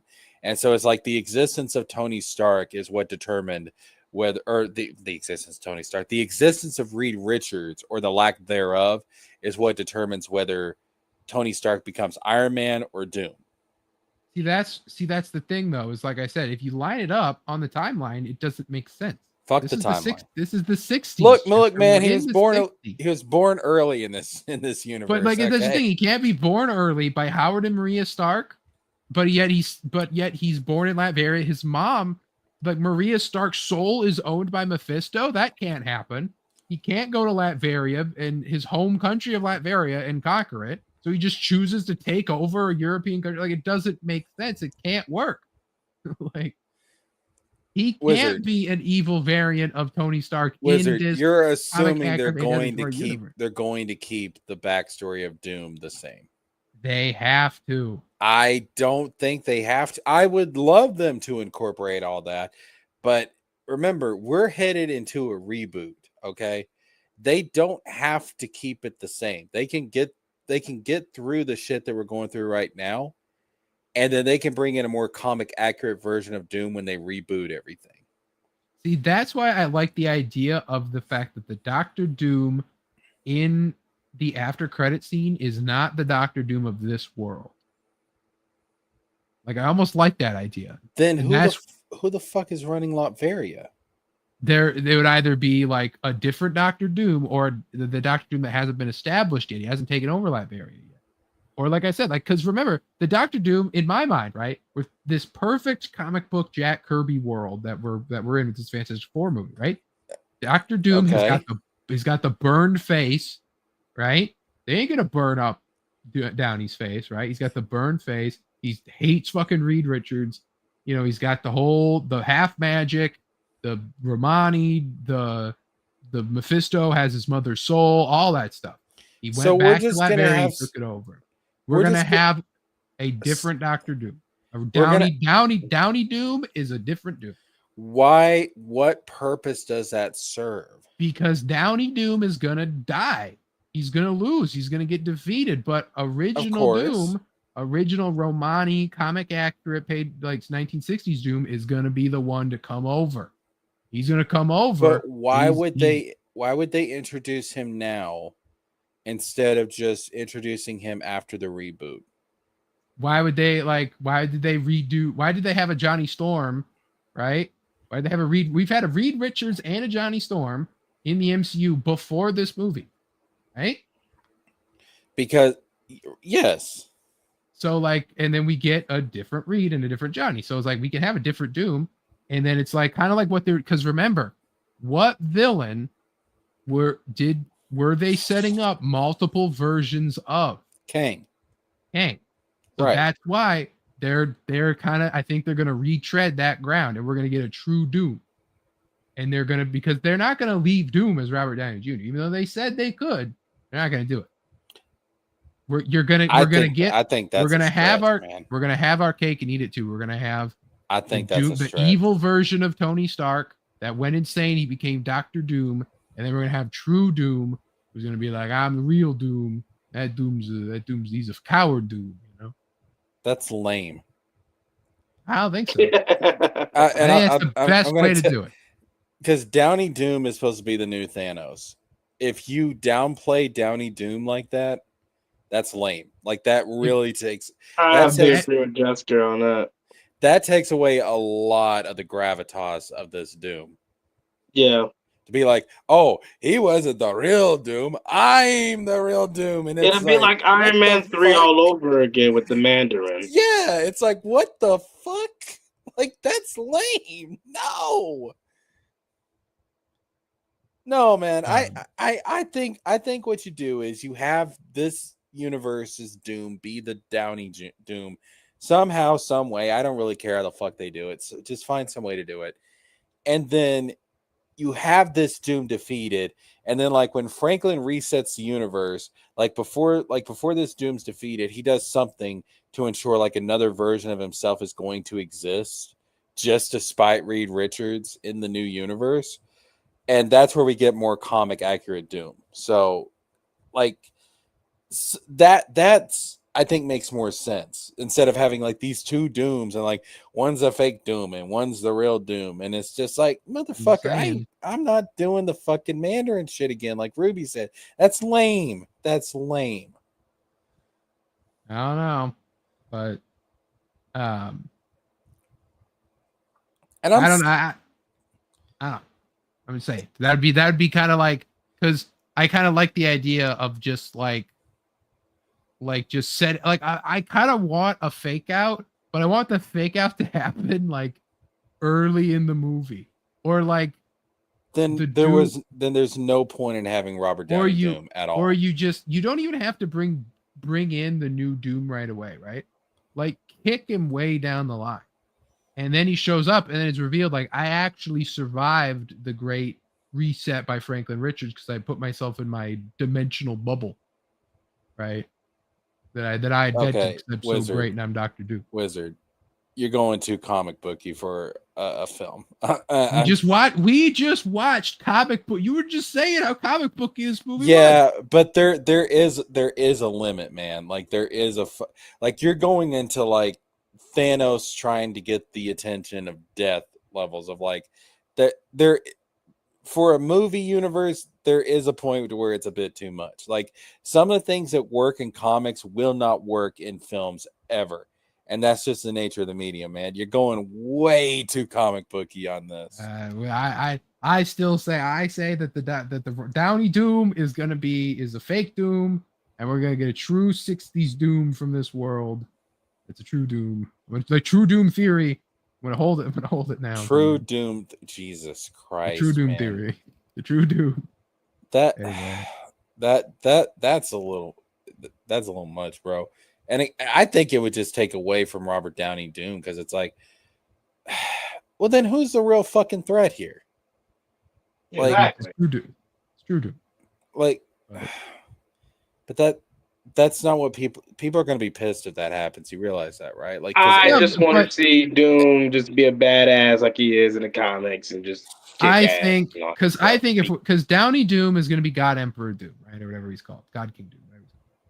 You know, probably. But the problem with when you always do plots like that is that it's like, and it happens with every time Doom gets like the surfer board, he's got the power of the honors like twice, you know, and it's just like he always loses it somehow. So at least with this, if it was Downey Doom and they sacrifice him to the thing, and he's like killed, and he loses or whatever. But then it's like, yeah, but then that wasn't my Doom, says Pedro, right? Like my Doom is cunning. This Doom is not as cunning. He's not, whatever, right? But then there's a problem for another day, right? But then in the movie, but there's not going to be another day because once Downey Doom is defeated, we get the reboot.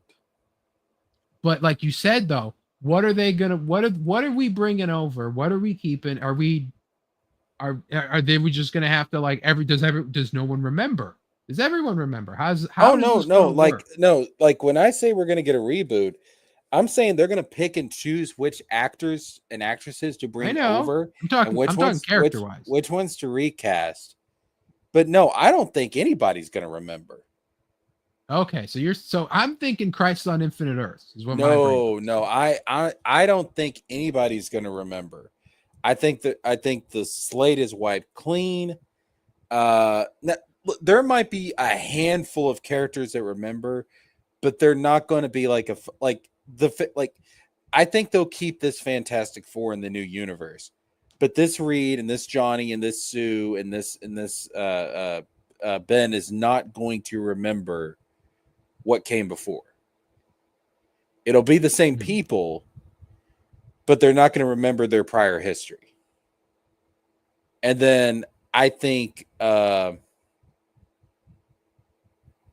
Franklin will probably still exist, but he's going to be like outside of like regular space and time. Like he's going to be something beyond.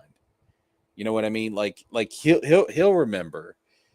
But I think that's because he's going to be starting. I think he's going to be the key to the reboot. Welcome to the Fantastic Four. I am Pedro Pascal.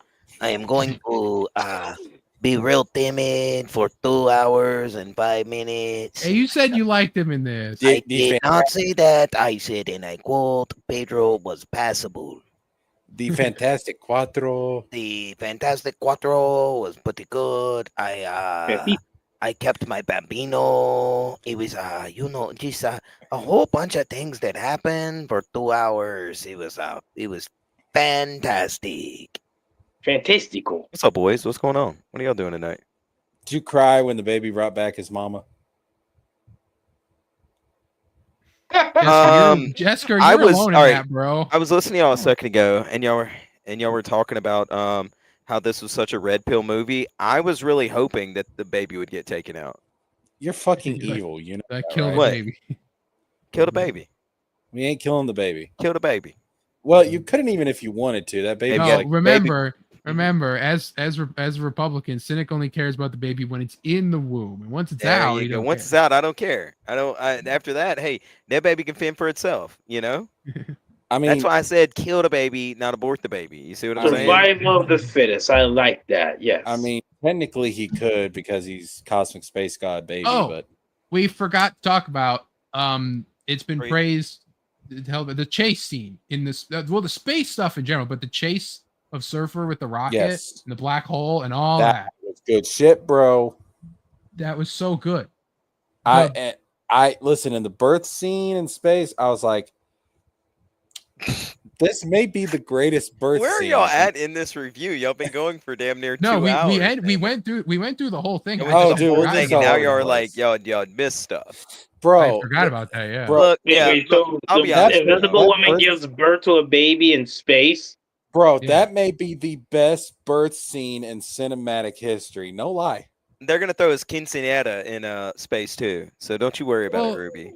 Well, the other thing is, the black hole, right? And they talked about how like the Interstellar completely changed how media depicts black holes now. But like that, another thing that hit me is that space scene is so well lit. For like, look back to like Guardians and look back to like the other MCU movies, right, when they were in space and everything's like dark, you know, and so it's like that having dark scenes in movies is always like a pain. But it's like, are you joking? You're praising the lighting of a space scene right now. The movie was great. I went and saw it, and I told everyone, look, man, I give it an 8, 7 and 8, somewhere around in there. These nerds gave it a much higher score than Superman. Hold on. You're sitting there, and you're sitting there. What did you give Superman? 8.5. Yeah. So you like Superman more than this? The movie, yeah. That's interesting. I think, right? Hot take. Shut up, Ruby. You're hammering down on this I hate Superman thing to be pedantic, just to simply try to say, I'm a bigger Superman hater than you. But hey, did you get you in Arizona today? Well, fuck you, man. Get out of here. Did you buy you an Arizona green tea today? I did. Oh man! So you have literally sucked on Superman. All my Arizona sweet teas have a Superman on it, and I fucking hate it. And you put your mouth on it. I would never do that. Up my ass. You put your mouth on Superman? He put his mouth on Superman. What the fuck? Yeah. He drank the Superman juice. Nothing belongs. Yo, yeah, Ruby, what a freak. Either way, you gay as fuck, man. Hey, easy with that language. We're on a certain channel here, boys. I'm policing him, Wizard. I meant he's a. I'm sending you a strongly worded DM here in just a second. But no, I know this isn't the Superman review, but I gave it an 8.5, and I think it's the best Superman movie to ever come out, in my humble opinion, my personal opinion. You think it's better than the Christopher Reeves film? Yes, I do. None of them are better than Brainiac Attack. The first Donner one drags a lot. This is the way I see it. Those Superman movies were sort of like my grandfather's Superman movies, and this is finally a Superman movie for us. You know who else is saying that? Snyder Bros. When Man of Steel came out. Well, so I'll say that too, is that people kind of, there was a tweet about it where it's like I was right about the costume though. every generation has a Superman movie, right? It's like this. The Man of haven't Steel had had its ours. time. Man of Steel had its time. It's just that, you know. I mean, it would. Fuck you, 90s. I take Cord Sweat hello, better 90s. than Cavill. Get the fuck out of here, Cavill. You suck. You suck, mean, Cavill. Never come back, Cavill- Cavill. You're Look, fired. our generation's Superman film was Fired, supposed, Cavill. was The supposed hell to out be, of here. supposed to be Man of Steel. Nah, But- he's the man of. my- You're fired. Fuck all that. Superman Returns, man. Okay, Returns. I- I did like that guy that played him. I was about to say I'm gonna throw out a hot, Brandon Routh. throw out a hot Brandon take. Was Routh. that here. his name? Superman Returns. He I was did, actually yeah. he was my fan cast for Reed Richards, by the way. Brandon. Look, man. Superman Returns. I could see it. I didn't hate it. I didn't hate it either. I think, But it's yeah, not no, bad. my favorite, I don't will, like I the will lot say of that I things. was right in a couple things. The suit, they screwed it up. It was too baggy. It was too slouchy. I nailed it with the scene. You remember the scene that we looked at months ago where he's pulling his boot off? I said it looks to me like he's just giving up. Something like that. Like he's like, you know what? Fuck it. Let him have it. And that was exactly the scene. That's the difference. That's not the context of that scene. Yes, it is. He's literally saying they got it. They can handle it. Yeah, but that's not him giving up. It's literally just like he's giving up because of everything that had come out. You know what though? I will say this: the fact that this is a world where metahumans are already established, it does kind of fix one of the common critiques people have about Superman, like, oh, he can't be everywhere all at once to save everybody. Oh, by the way, a lot of my chat's here. What's up, Snowman? What's up, Mordred? The fact that you have the fact that you What's have an up, Swan? Earth where you have other metahumans besides Superman that are already established, he doesn't need to be everywhere all the time. Yeah, he doesn't have to. I really enjoyed everything about the movie from top to bottom. Crypto, the super dog, it was fucking great that at the end they explained why he's a little shit for 2 hours. Yeah. I know. I loved it. I was like, that is great. all when That was Supergirl is awesome. getting slammed into the ground and she's like, yeah.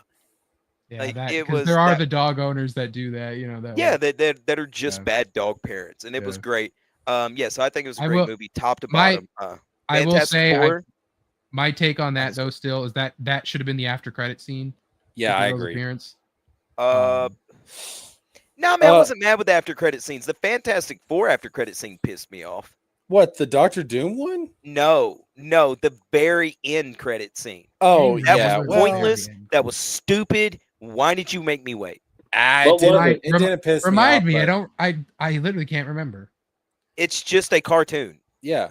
Oh, that's right. The It's cartoon. the intro to the cartoon. They got their powers from cosmic rays in space. Now Okay. Oh, they that was save for the like the human super race. nerds that fucking like deep cut shit. That No, was but it's not. stupid. They didn't they didn't reuse the Hanna-Barbera because that was based off the Hanna-Barbera cartoon. I used to have it on VHS Yeah. and watched it.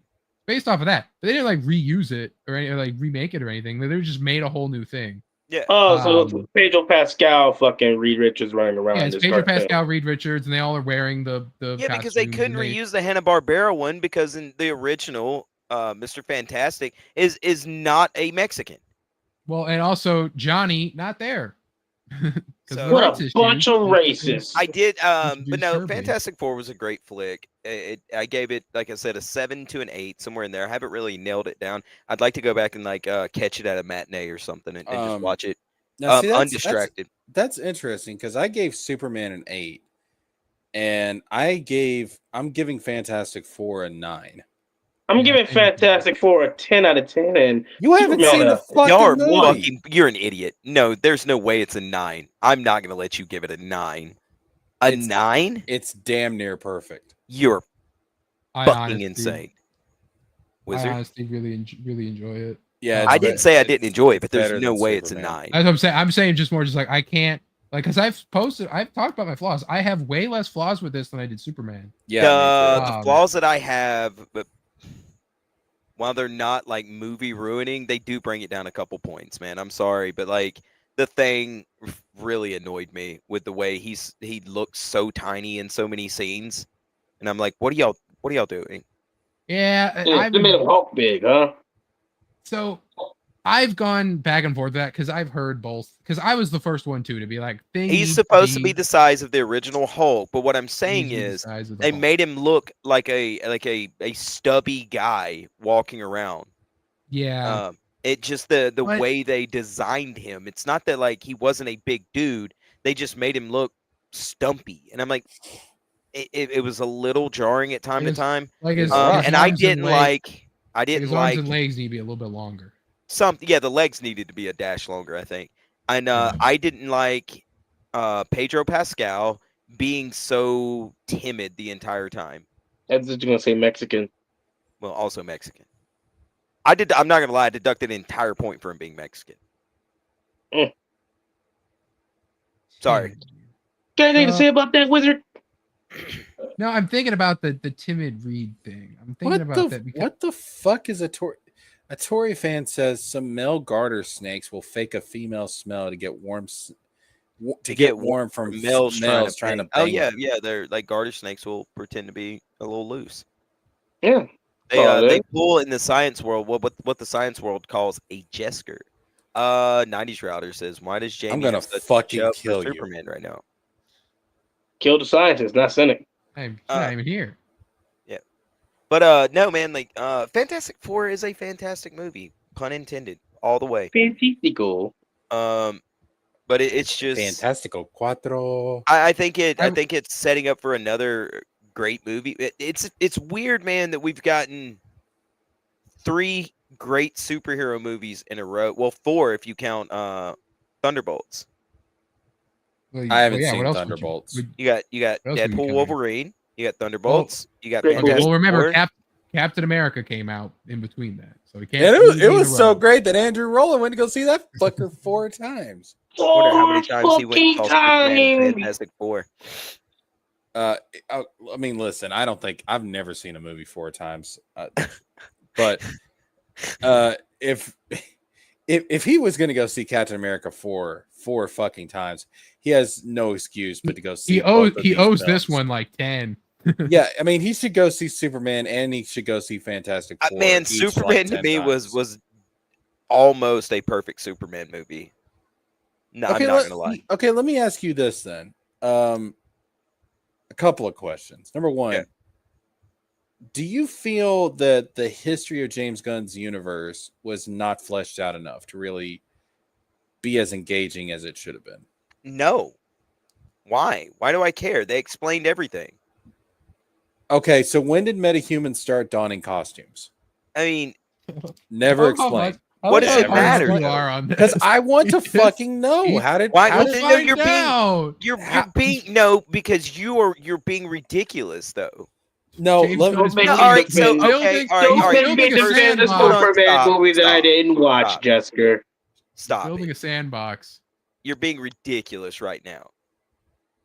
And on top of that, they explain that the metahumans were made by Lex Luthor, and so you can assume in the past 20 years. No, they weren't. No. That's what he says. No, they said at the beginning of the film 300 years ago, metahumans made and the mural inside of the Justice at the it was in the text at the beginning of the movie. I didn't read the very first text. I wasn't paying attention.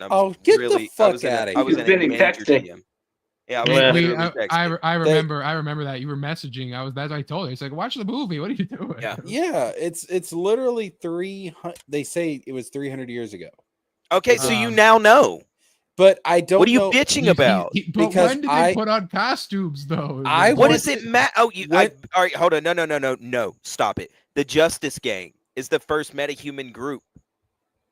So they've been around for 300 years? No, you idiot. Oh my god. Okay. Listen. So there was no. So I'm supposed to assume there was no. Group. I'm not having this conversation. I'm not doing it.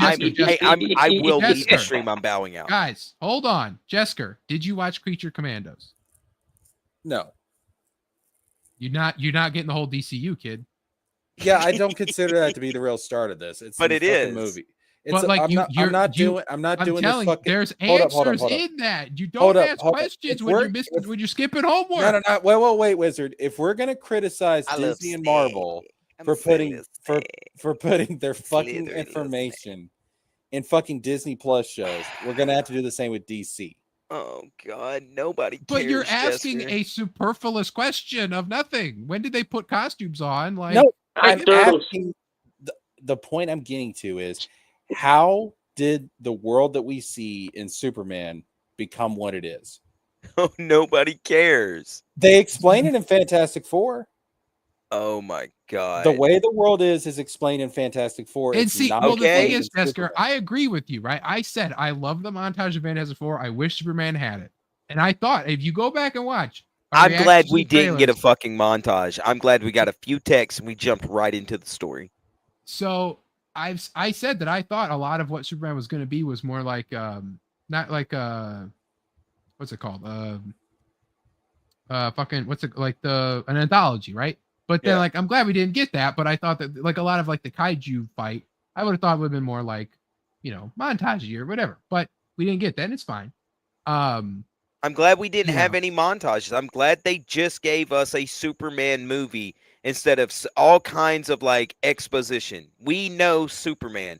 Nobody cares when they started putting on costumes. I want to know why the world is the way that it is. And as I said, I honestly like one of the kind of knocks is kind of how bloated the movie kind of can be. It, you know, it depends. Like, but Superman does feel like there's just a lot going on. But there's not. It works, but I'm saying is like as the Fantastic Four is a tighter packed movie. Exactly. It's easier to follow.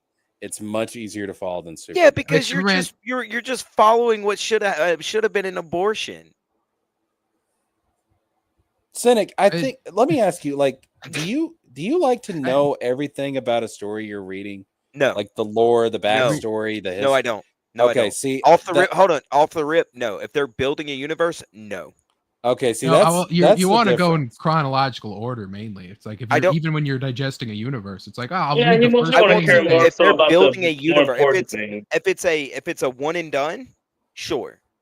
I want to absorb everything in that one serving. But if they're building a universe, I like to suss out the information. Take it as it comes. But you have to have a bare minimum starting point. And that's where we are. Really? What? All right, hold on. Stop 1 second. Stop it.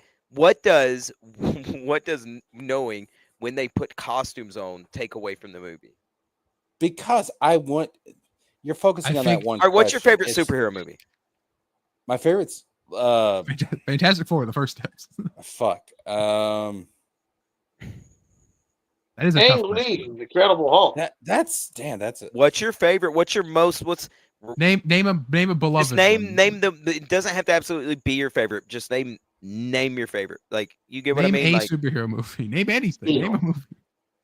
Spawn. Like if you had to watch one right now before you died, what would you watch? Supergirl. Superman 4: The Quest for Peace.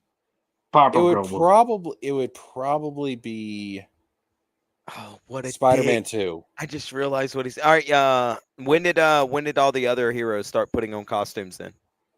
There are no other heroes in Spider-Man 2. Man, that's not true. Punisher's in it. Get wrecked. What are you talking about? What? Yeah, Punisher's in the end of Spider-Man 2. Get wrecked. No, he's not. No, he's not. Yeah, he is. So, fun fact about Spider-Man 2. At the end, when Mary Jane is running in her dress, she runs past a guy that's like in all black and he's like looking at her all confused. I believe it was confirmed that they wanted it to be Punisher, but Thomas Jane was not available, so they got a stunt double from the movie. I swear to God, Wizard. Fun fact. So it's not confirmed. Spider-Man is the first person to put on a costume in that universe. So you see them put on a costume. I see what 90s Router is calling me Jamie because we were watching Game of Thrones earlier. Does Goblin put on his costume first? They didn't care about me until I put on the mask. No, so I figured it out, Jesker. Jesker, you want to see how Mickey Mouse lost his shirt. That's what you were raised on. I want to know how he got from a world that just you were raised on all the little things being answered in Kingdom Hearts stuff, and that's what you want. Jesker. Hold up. It's a fucking Superman movie. No one gives a shit about the metahumans. You're there to watch fucking Superman. But who gives a fuck about them? Because it's part of a larger universe. I'm done. I want to know, how is it that metahumans became so integral to how the world works in this film? Read the comics. That's what it's telling you to do. Read the comics. Two different continuities. Yeah, but you can extrapolate. But most people aren't going to see. That's the thing. You got to. You're not most people. I don't know. Like no one cares about this, but you. Well, what it is, like I can accept it, but the problem is that I don't know if the majority of like mainstream viewers are like okay with yes, they do. They don't care. They're there to watch Superman. Sorry. Swan did say all of a sudden Sync is a herpetologist. Appropriate. Hell yeah, man. Tell me all about those reptiles, Cynic. No. Tell me why the turtle is the greatest one of them all. Explain snakes, Cynic. Explain. Explain why garter snakes are one of the only snakes that give birth live and not lay eggs. No. But you guys didn't know that. Oh god. Why is the boom slang the most venomous snake in all of Africa? Anyway, and just Summer Swan says, "Who the fuck is Jamie?" We were watching Game of Thrones earlier on Discord, and 90s said that I was like Jamie Lannister, so he's calling me Jamie. You fuck your sister? No, God. Hey, she was a hot sister, man. The narcissistic personality. See, Snowman's passed out drunk, but I will say it for him. Jamie, pull that up. There you go. Jamie, pull that up. So there you go. And Jamie's not here, so she can't get annoyed by that. Anyway, and then we'll cover this here too because it does relate to the MCU's future. Jake Schreier, who did Thunderbolts, has been confirmed to direct the MCU's X-Men movie. Kevin Feige says it'll be a very youth-oriented focus and cast movie because they don't want to have too expensive of actors. They want to keep it cheaper. You know what that makes me think of? Cheaper. X-Men Evolution. Yeah. Dang it, Swan. I mean, what's the point of making an X-Men movie if you're going to reboot the fucking MCU, though? Because they're probably going to keep the same actors after the reboot, just like they are with Fantastic. Look, they're just going to recast the Avengers. That's what they're going to. No, so this is coming after the reboot. This is part. So like the X-Men we're getting, fuck yeah, the Avengers comes out like next year. The reboot we're getting is so the X-Men we're getting in Doomsday and Secret Wars is the Fox people. It's from the Earth that's right. Earth that Monica Rambeau goes to at the end of the Marvels. And so we're gonna see them, and they're gonna be in their classic suits and all that stuff. And then we're gonna have a send-off for them and the characters everyone knows. And then we're gonna go into the reboot where we're gonna have these young X-Men, young mutants. And like they said, they're gonna go cheaper and not have these big, huge named actors. So maybe you're not gonna get your Denzel as Magneto or whatever, all that. But I mean, we might get Denzel if they do the reboot, but I'm saying if they want to go cheap, yeah. But the thing is, like, it wouldn't. I mean, because Professor X, even if it's younger actors for like the other X-Men, like you're not gonna have younger actors for Magneto and Professor X unless you want to do First Class. You could do young. Well, I mean, like you could do young-ish. Like I still wouldn't like a guy like Fassbender, right? I would still love Fassbender to have the long white hair and the purple and red suit. Be fucking. Fassbender's a great fucking Magneto. He is. Yeah, he really is. He really is. But I do assume obviously that the children are going to be the X-Men themselves are going to be younger. And they'll have I'm thinking like Kitty Pryde, Jean Grey, Cyclops. But the other thing they said would be younger. I'm thinking the original iteration, Cyclops, Jean Grey, Beast, and Angel. Who else was in Iceman. There? Oh, Iceman. Yeah, Iceman. I forget Iceman. That's how I would do it. Surprised you remembered Angel. We forget Angel. Yeah, I know, right? I think of course, you're the Angel guy, of course. Like and subscribe. And the thing is, you can't really have a younger Wolverine because the whole aging thing. But I would still put Wolverine in there just for fan service, Oh, Wolverine. They'll have a Wolverine, but I don't think he can be like. If they go like the X-Men Evolution route, he's not going to be like high school teenage Wolverine. Like no. He'll be adult Wolverine, and that will be fine. Hey, you know what? I'm still down if they want to do that Henry Cavill thing. I was just thinking it. I'll be cool with that too. I'm still down for it. Look, I'm down for it as well. Listen. Either make Henry Cavill Wolverine or Hyperion or Cyclops. If James Gunn, no, he's too old to be Cyclops. If James Gunn, at this point, I want Corn Sweat as Wolverine. If James Gunn is gonna, if someone made a Corn Sweat Cyclops. Go on. I want to say Corn Sweaterine. Let's get that. Somebody, Jamie, pull that up. If James Gunn, if James Gunn like wants to mend the bridge with Cavill, one idea I've heard: make Cavill General Zod. I don't want Zod again, though. Is the thing like? So okay, let me ask y'all this on the Superman side of things. Y'all think the message is legit? Yeah. So my theory is I don't think Luthor changed it, but I think it was changed before Cal came to Earth, and I think it was General Zod. Andrew was thinking it's Brainiac.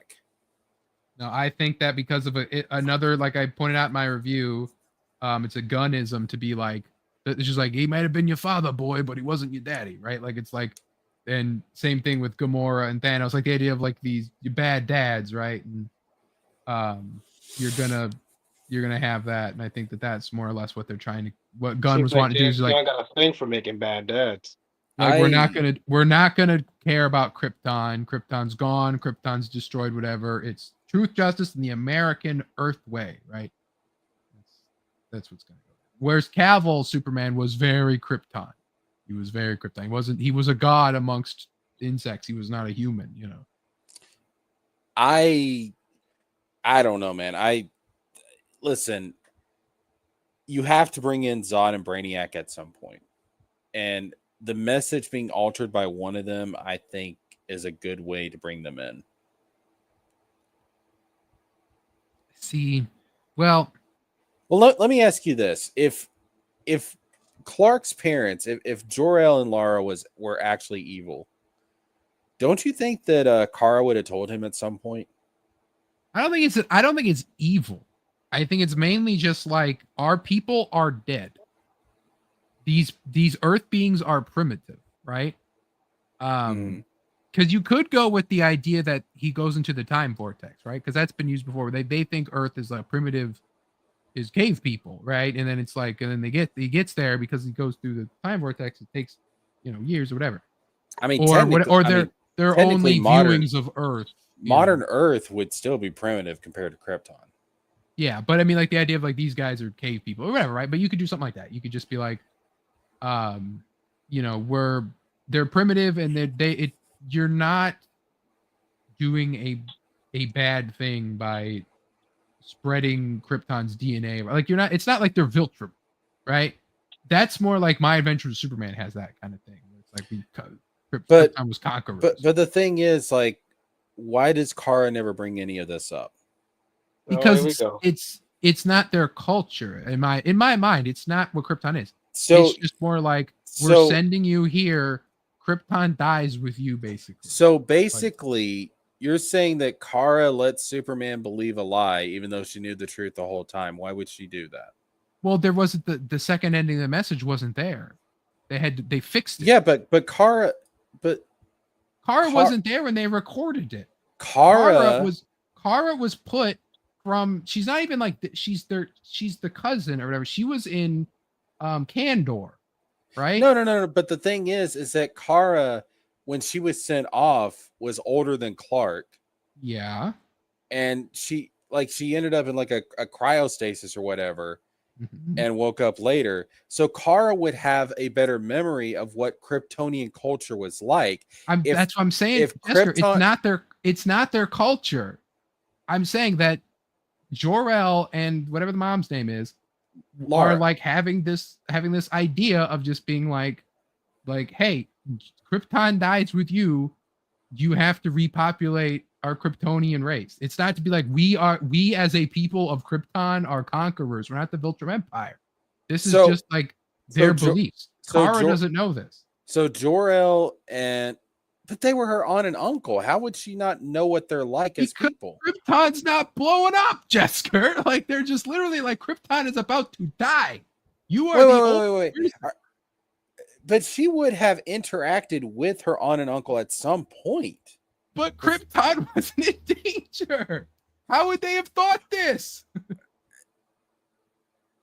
So they're not the Viltrum Empire. So what you're saying is that Krypton was a good culture. Yes. But Jor-El and Lara were just bad fucking people. They have a dumb idea. That's basically the idea. Like, it's not like it's so. Are they criminals then?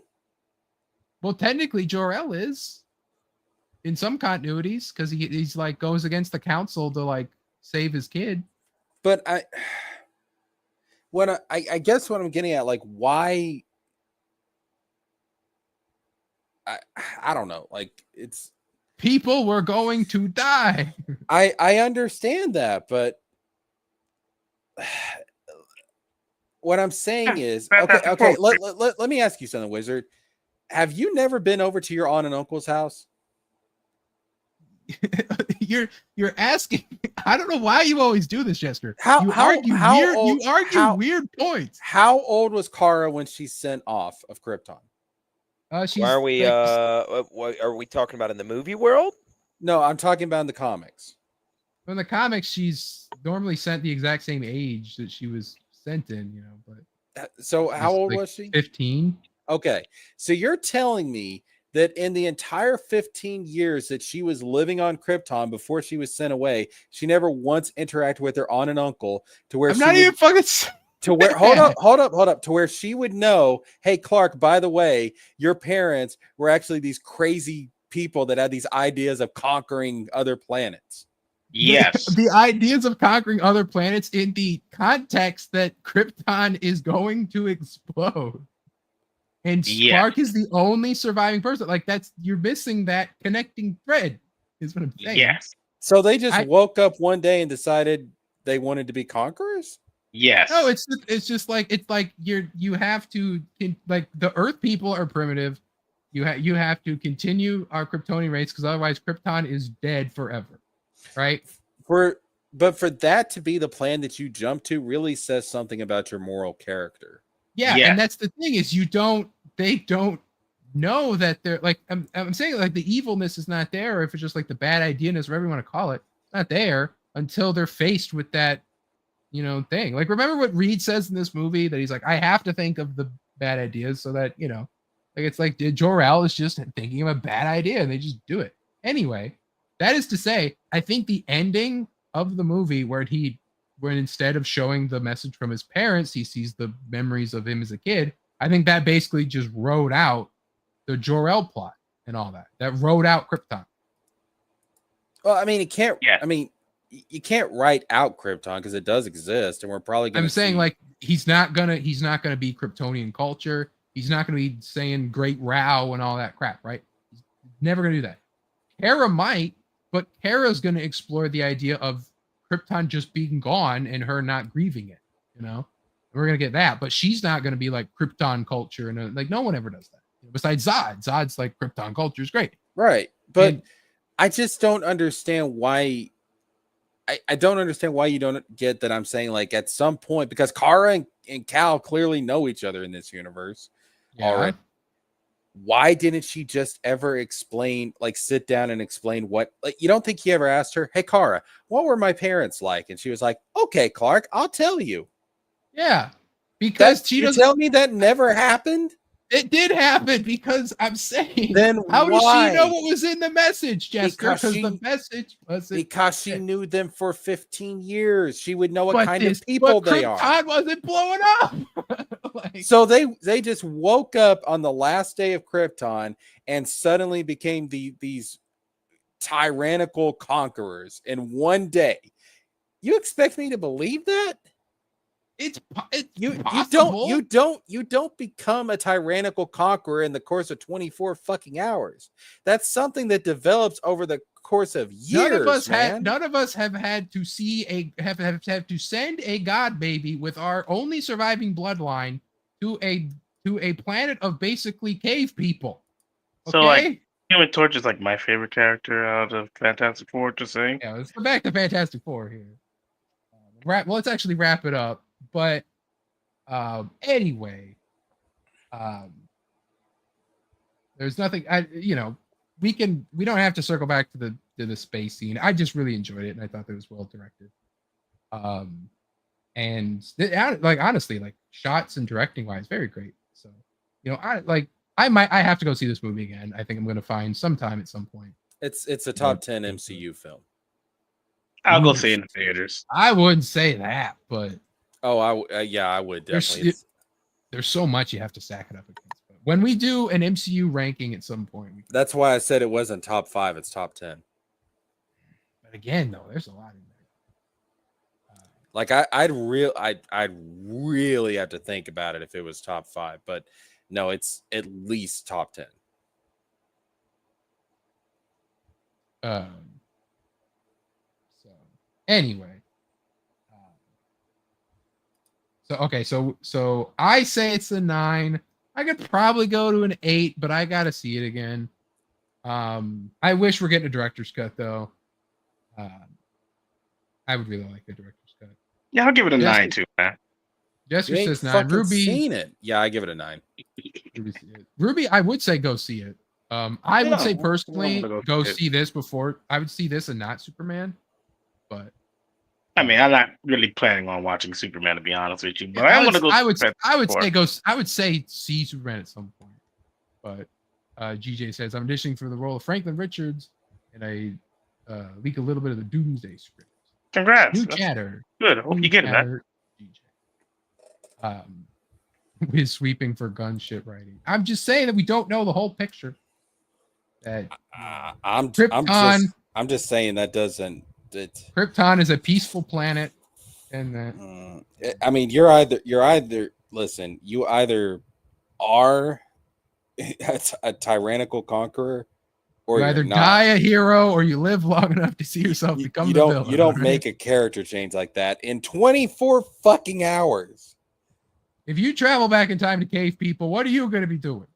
We don't know that he traveled back. Where is this coming from? I'm just saying, like, if we're talking like technology difference, right? You go back in time to cave people, right? And you have all your fit muscles from nutrition from the modern era and medicine and all that stuff. And you're gonna conquer them. No, you might want to guide them and teach them. You'll sit there with the rock and the chalk and be like tax money equals like food, and they'll be like, what? Or you want to clap some cave women cheeks, Or actually guide them and teach them. Be like, all right, dum-dums, let me show you how to be civilized. Anyway, we're wrapping up.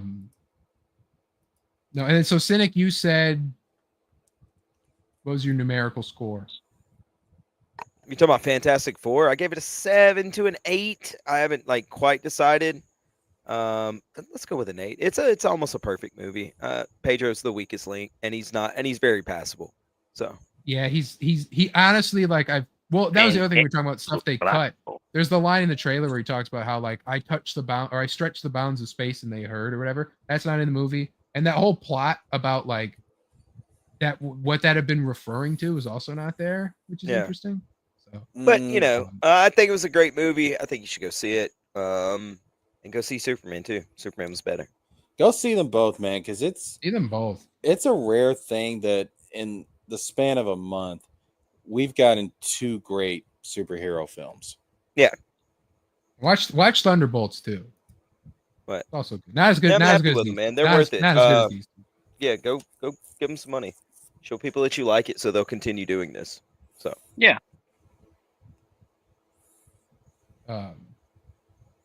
Anyway.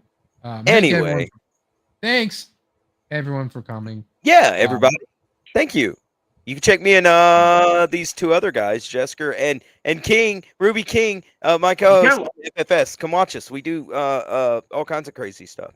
It's fun. Yeah. You have your exclamation point things, which I updated, by the way. Nice. Thank you. Tori says Jesker and Starting Twinked. Imagine I go back in time and I'm just like, cavemen. Let me teach you about. I think everybody here is already subscribed to the stream. But any lurkers, go subscribe. Go look. We do drama and random fun stuff. They just point and go twink, and it's like, how'd you learn that word? It's like, I'm going to teach y'all about butt stuff. All right, twink. Ook. Anyway, thanks Snowman, thanks Satori Fan, thanks Swan, thanks Roygen, thanks GJ new chatter, Mordred Kane 90s router was here, Mike Wheeler popped in for a second. Thanks everyone for stopping by. I don't know when we'll stream again. We got to do a Thursday. We have a stacked Thursday show to talk about. Got to finish up Immortal Thor. And got to talk about, we might do Thor versus Godzilla. We might save that. But got to talk about other stuff. Got to talk about, like I said, I might want to do a show where I maybe got to detract a guy. Maybe there's a guy out there that I used to like that he's gone a little too out there, a little too nutty. But, I don't know. I got to see the mood strikes me. No, not Eric July. There's just no other word to describe going after a guy. Oh, okay. I wonder who that could be, Holmes. So anyway, thanks for everyone for coming. Thanks you, Jessica, Ruby, and Cynic for being on. Welcome. You're welcome, man. And like I said, hopefully we'll be back again sooner than you think. But for right now, I'm gonna play the outro.